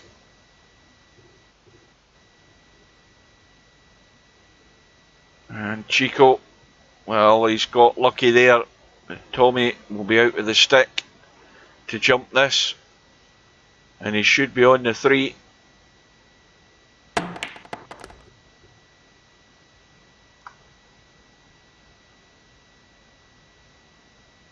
Well, if he draws off this and he uses the angle slightly, he would end up on the short side of this 4. As it is, he's going to brush into the 7 and hope he gets lucky, and he has done. That's worked out perfect. That's the sort of running you need. And now the big shot from the 5 to the 7. And Chico's chances may have run out. Tommy, you making sure he was getting to the 7. Good angle to get up to that left middle pocket for the 8. Oh, he's chickened out there a bit, Tommy. He hasn't gone through with the shot there. That needed a wee bit more juice in it.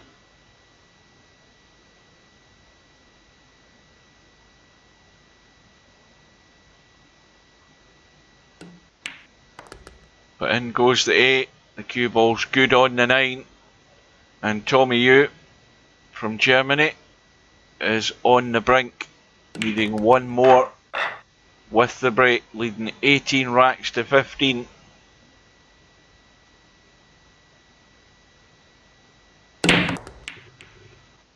And getting the 9 in the break, and the match is over. The golden break at the right time, and Tommy Yu wins the match by 19 racks to 15. Well, if only Chico had a bit of better luck in that match, it could have went all the way, I think.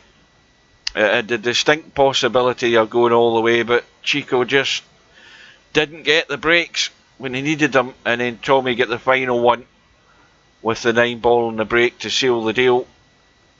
So, let's have a look at the all-important stats, shall we? Because that's the more interesting thing to look at as the stats build up and all the names start appearing on this leaderboard. We go to the 9 ball stats, we go to the break stats, not the break stats, the racks run, and we now see that Tommy Yu has leaped straight onto the leaderboard in 3rd place. We've got Larry in 1st, Cyrus in 2nd, Tommy Yu in 3rd, and then we've got 3 players tied on 4, and then Lana Bold on 3, Popman in 3, Bedhead in 3, Bill in 3, Snake Eyes in 3, Slim in 3, the whole stack of players in that top 10 list there. But that's going to take care of itself. That will start to open up and we'll start to have a proper top 10 board. But in the meantime, Larry is the man to catch because he's up there on 9. And with that, we will come back to the bracket. We've got one match that is still being played, and this bloody bracket does my head in, so it does. There's one match still getting played, and that's the match between Linus and the Great Guru. Now that match now is 10-7 to Linus, and the Great Guru at the table with a chance to narrow it even more. Oh dear. Well, he's got away with that one. He's run into the 9 and he's left it completely safe on the 7. Where's the 8 going? Well, there's a bonus for Linus. Well, he deserved that. Seeing as he got hooked here accidentally. And he's got to take advantage of it to keep that lead. Well, I don't know why he's ended up running up the table as far as that. Because he's put himself in trouble doing it.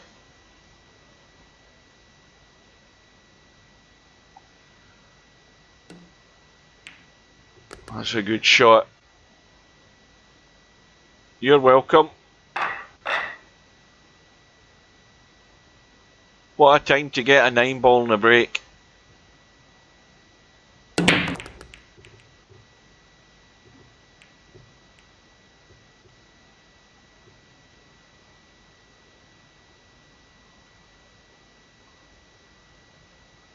Well, Linus stretches the lead to 4. 2-ball in a break. Thin cut in the 1. Should be on the 3.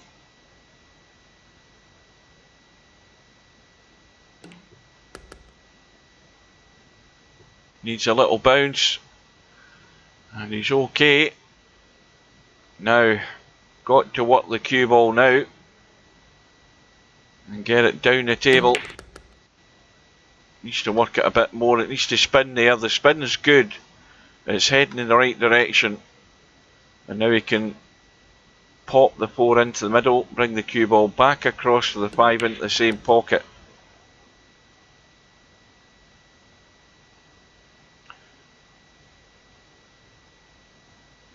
Well, as I said in the commentary, Chico, if you'd a bit of better luck in the break and had took some of those chances you had, that could have been a very tight match, right down to the wire. It could have went all the way. It had every potential to do so.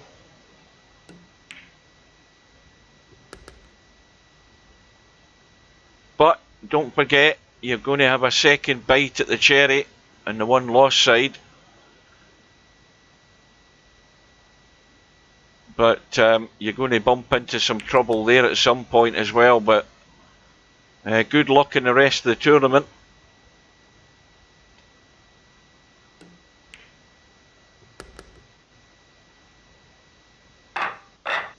Well, it's now looking a bit better for Linus. He's opening up the gap again. It's gone to 5. And how's the break? The break is dry this time. And immediately, as soon as you end up trailing by those 5 racks like the Guru is at the moment, he is now the one under pressure to perform and take the opportunities if he gets them. Now straight away he's in with the bank, and once he's made that decision, he's going to have to back it up. Yeah, not the best of ideas to be working while you're playing in a tournament. You still, well, you did not too bad considering.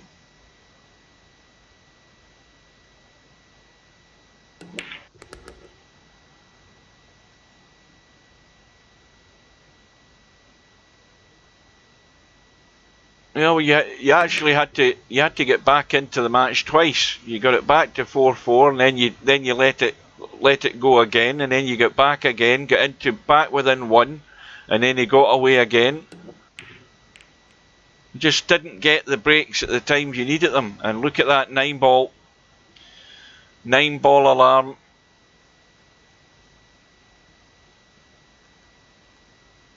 Anything towards that 9-ball, it's going in, and he's given it a smack to try and do that. He's actually just knocked a 9 well out the way.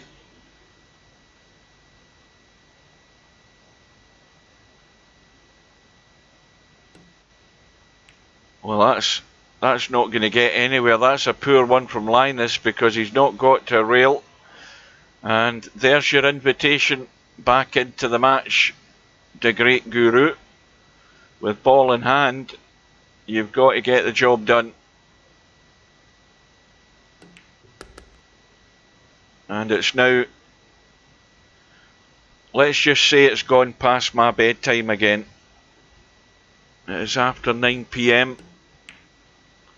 And what I'm going to do is, as I am going to take a bathroom break right now because my bladder is fit to burst, as it has been since 2:30 this afternoon.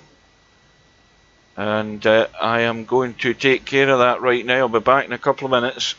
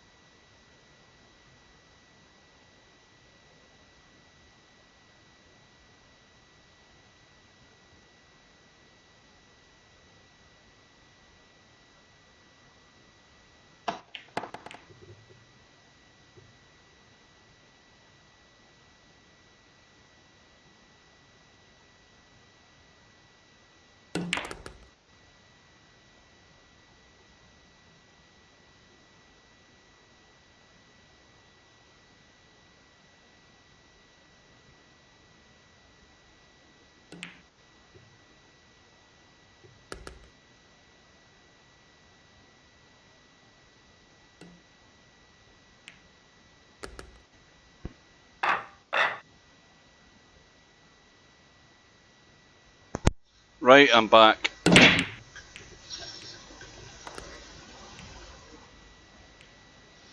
Well, where have we got to?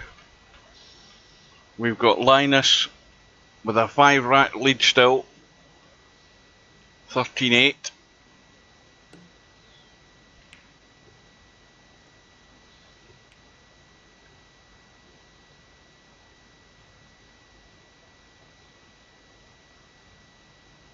I don't know whether he can get the line off that to pot the one. Where's the cue ball going? Oh.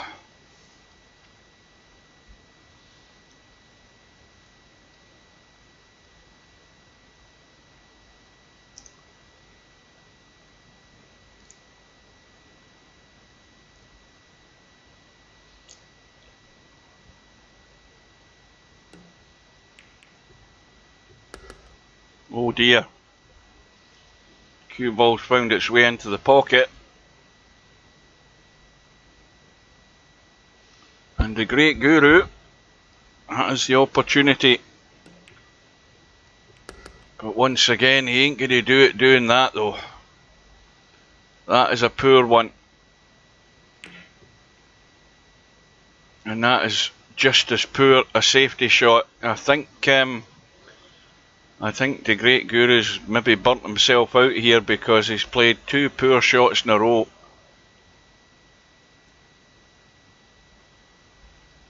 Might be feeling the pinch. That's the thing. You can't be as concerned about the scoreboard. You should be more concerned about playing the right shots, because if you're more worried about the scoreboard and not really concentrating on what you should be doing, then you end up doing silly things like he's just done there.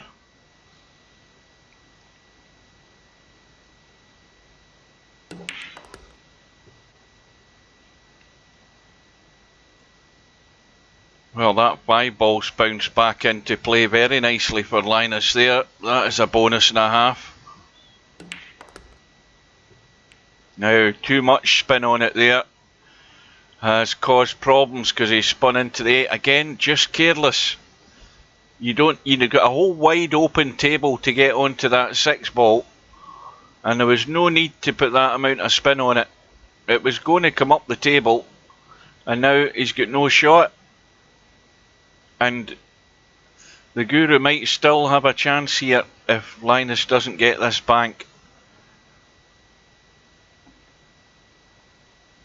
In fact, he's not interested, he's looking at just tying it up.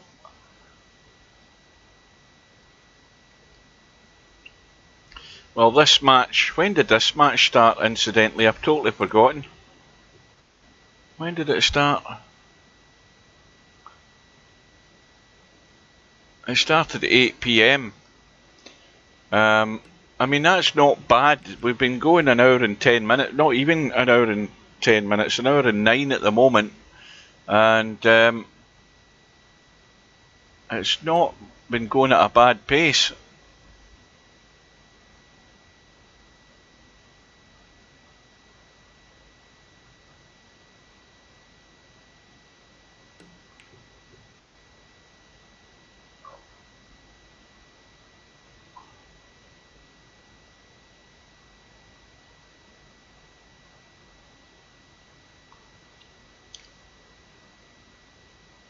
Well, I reckon this rack's important. It's even more important now that he's trailing by 5, but I think it's very important in terms of his survival in this match that the Great Guru gets it. Now Linus has the reverse bank on the 6. I don't know whether he can cut it clean. Yes, he can cut it. And the Guru's chance may well have gone. That may well be it. It might be too much to come back now.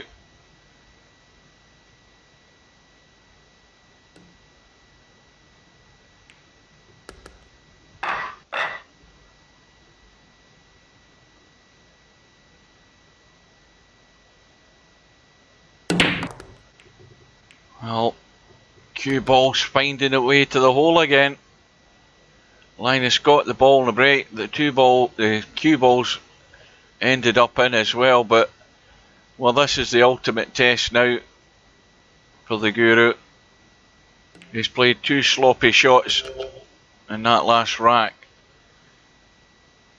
Can he hold it together now? Oh, this is vital, and it's that positional play that's making things awkward. All the shots are going to be awkward. Cue ball running loose. No guarantee he's going to be on the 5.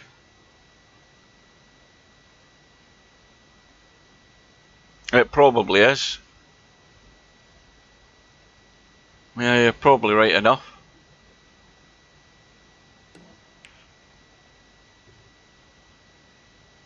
Well, that's a good safety there. That's got Linus in trouble. Yeah, I'll be Swedish. Or the hairy Swede, as I called him. I christened him the hairy Swede. or the hairy Bob Marley as he was at one time.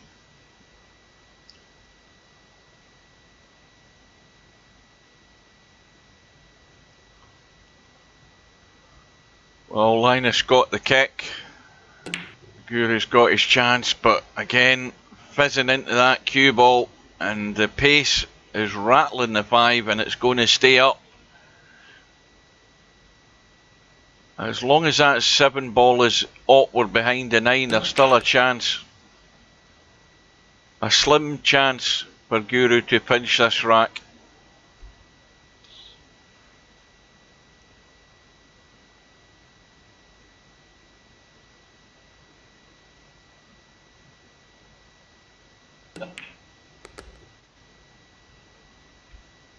And Linus is going to have to deal with it.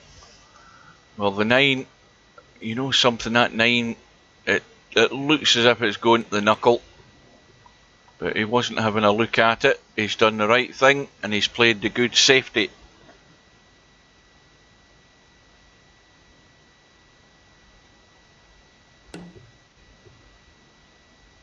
And he gets the reward.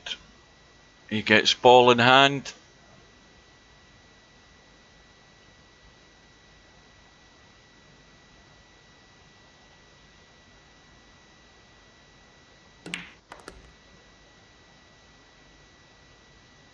And one thing that Linus has got to his advantage is that he's a cowboy player. Now, I play quite a lot of cowboy. In fact, it's the only thing I play now.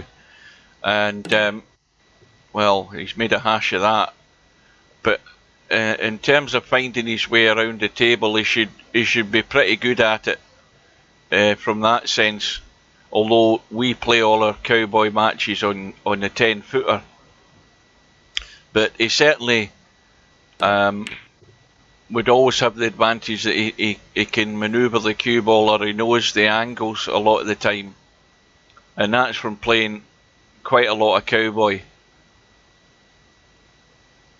He's not, I mean, I've never really seen him as a 9-baller. Same with Tornado Tam and Casino Jimmy earlier on. Chiefly cowboy that we guys play nowadays. And I usually play with Casino Jim and a few other guys who are on late at night US time, but early in the morning when I get up my days off, that's usually when I play. And it's a game that I enjoy because you can be trailing all the way through and not being able to score anything, and then all of a sudden your opponent gets to the caroms and they come up dry and you get a run and get back into it, and then you run out on the caroms. You know, you can win the game at any time. You're never dead and buried in cowboy. You've always got a chance. But back to the matter in hand, the most important thing is that for Linus's sake, he's got a comfortable lead, 15 racks to 8. And it's his match to lose now. He's in a very strong position. And he's going to do it. He's going to do his best to lose it by playing shots like that. That was awful. But once again, is the great Guru going to be good enough to take this out? Again, the pace is just a wee bit heavy. He needs to make sure he can see this 6, but his troubles are ahead in dealing with this 7.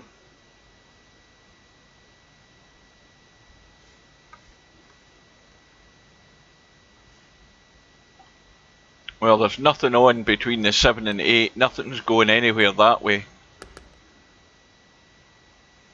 And the 7 looks very tight past the 8. But when you line it up like that, it might have went, but we'll never know now.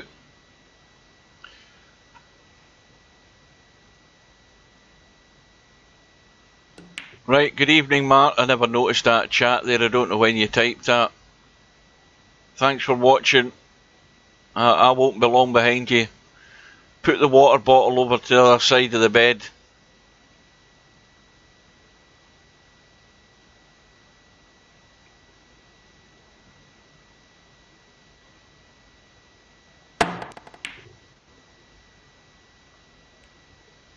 Where's the cue ball going?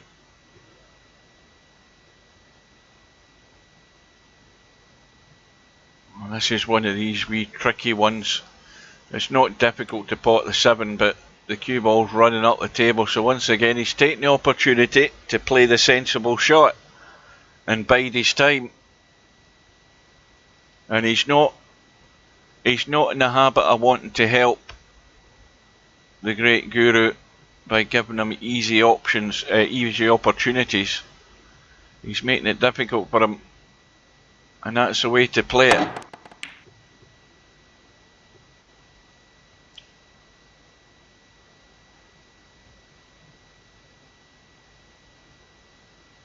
Well, I'm a bit falling asleep now anyway. I should have been in my bed 15 minutes ago.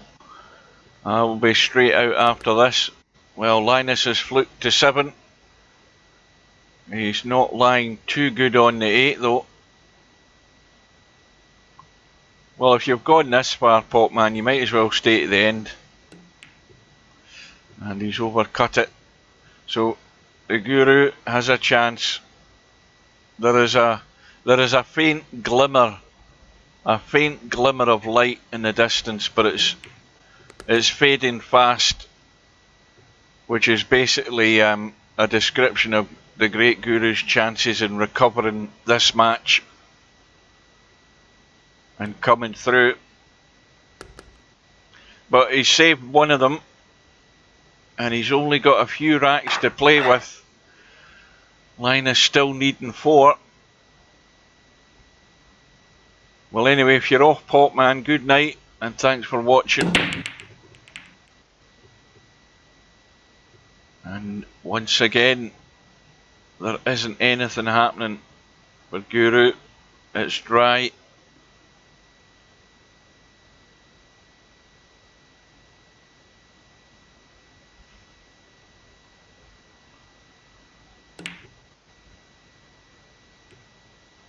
And that's worked out not too bad. Kicks the 5 ball out into play.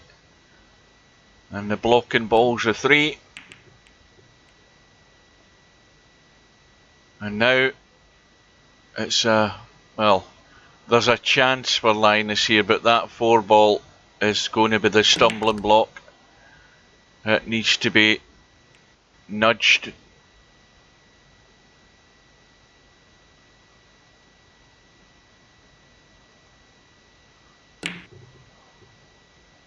Now he's obviously tried to run into the 4 there, because he's got nowhere good on the 3, but doing that he's forgotten about the 2.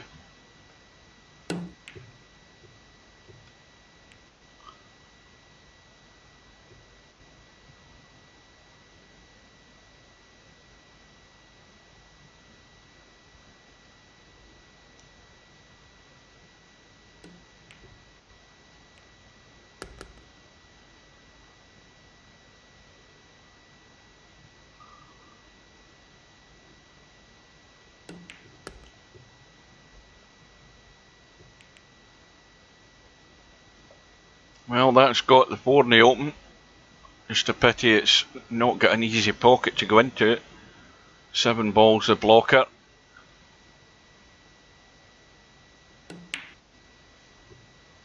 Now that cue ball may well stay up, and it's just stayed up. But is there a line for the Guru to see enough of that 4 to knock it in? Yes, there is. And I think that pace is going to leave that fairly straight in a 5.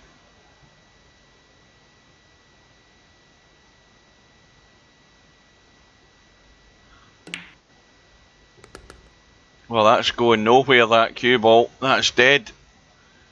That is not a good shot. Got to get the cue ball out into the table with enough pace. instead of finishing dead square with no shot. And again, another really poorly worked out safety shot. This is what's costing him dear. And it's just gifting racks to Linus, who will happily accept the opportunities.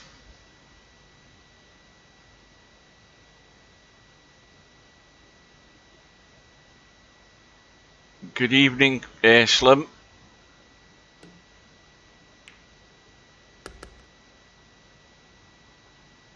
Well, Linus now has left himself a toughie in this 9.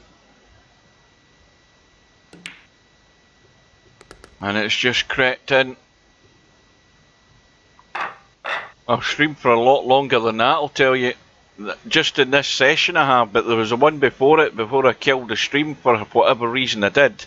I don't know how I did it, but I've streamed for longer than that.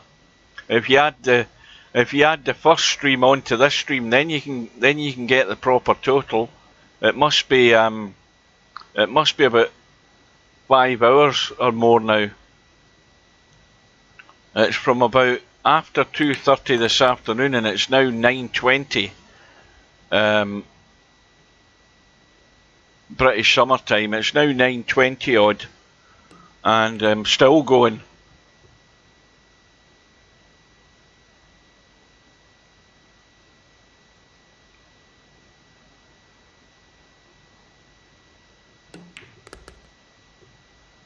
I did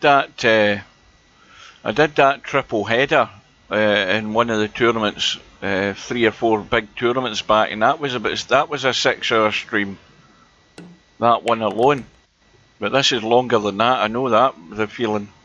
My backside's telling me it's that. Well, the Guru's landed in a hole once again. Linus 16-9 the lead, and the Guru has been scuppered by finding the only place in the table you can't see the 4-ball. And Linus with ball in hand to get one more rack closer to round 2.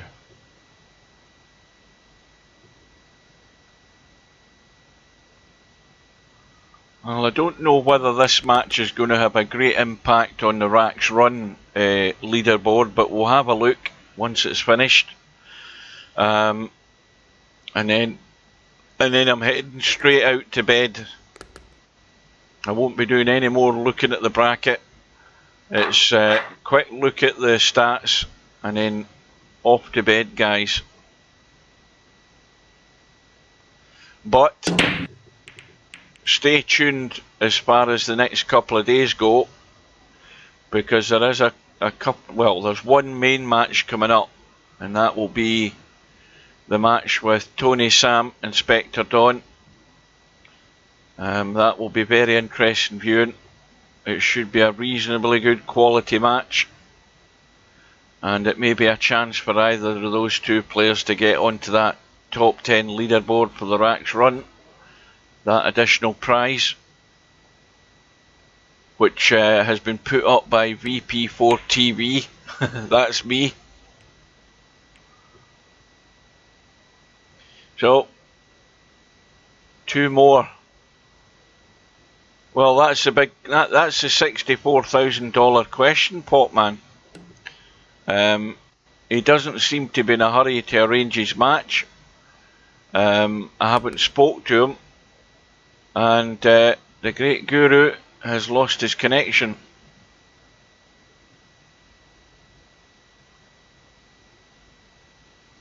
And we'll see what happens. Whether that's him off for the night or whether he's coming back. Because if he doesn't get back within 10 minutes, the match will be forfeited.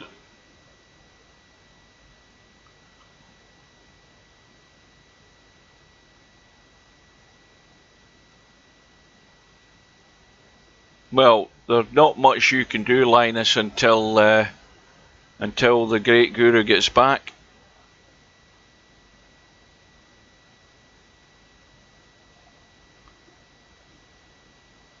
He's just recorded another. Oh, Matt. All right, I've got you. Aye, that's what he's into doing.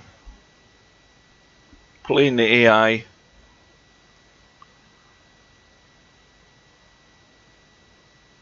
Well, the great guru has returned, and Linus has ball in hand.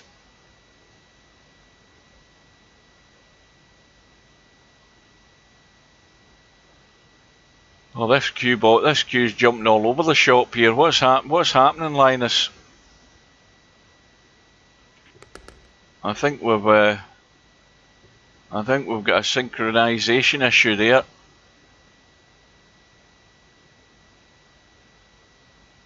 Well, I've never left a message on his comments on his videos. I very rarely go to his channel. Now I'm watching, I must be out of sync. See, look at how that cue ball's moving. See how the cue ball's moving there? Yeah, I'm out of sync. I'm going to have to leave. I don't know whether we'll get back into the room, but we'll leave the room. And we'll try and get back in. And this might be a disaster. Yeah, I think it is. Well, my cue stick isn't moving. I might be trying to get into the room. I think we're trying our best to rejoin it. We might not end up seeing the end of the match here. And my little cue stick's jumped up the screen now. If I hit escape, I bet you go to a black screen. No, I'm not. I'm still trying to get into the room. And now it says Linus has left the room. I think and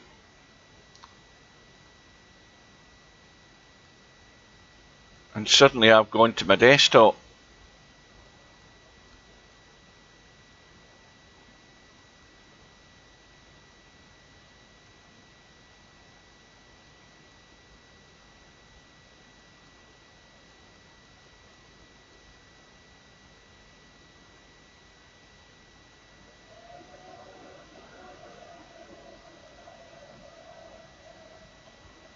Right. I think I've crashed as well. Either that or VP4's gone down.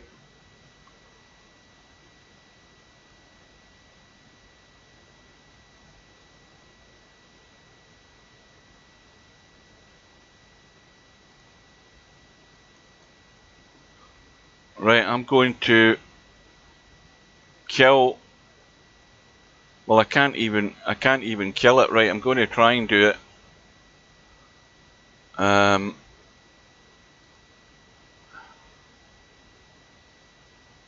But the task manager isn't working either.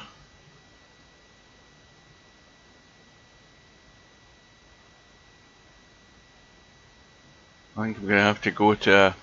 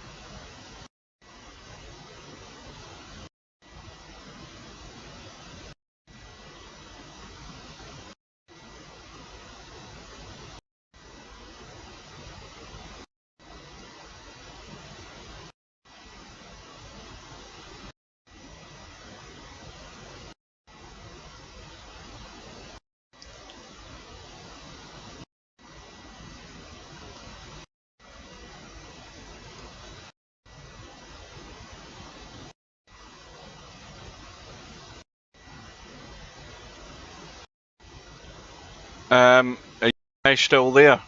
Because I've had that offline just to get back into the stream.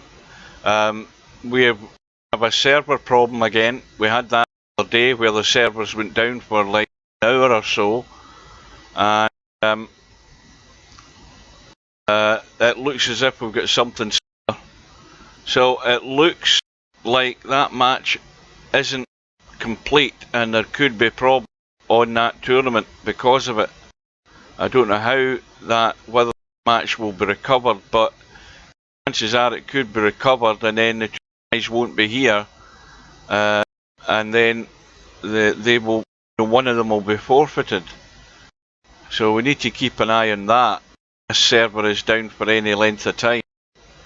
In the meantime, I'm going to try to go online again, and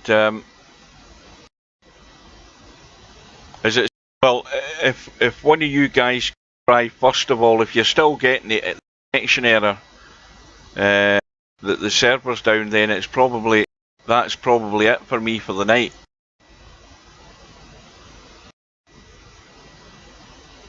If I try it, you're actually in the lobby. Are you still in the lobby? Well, I had to kill the process. Yeah, it's doing what it did the last time. Let me try this. Hang on.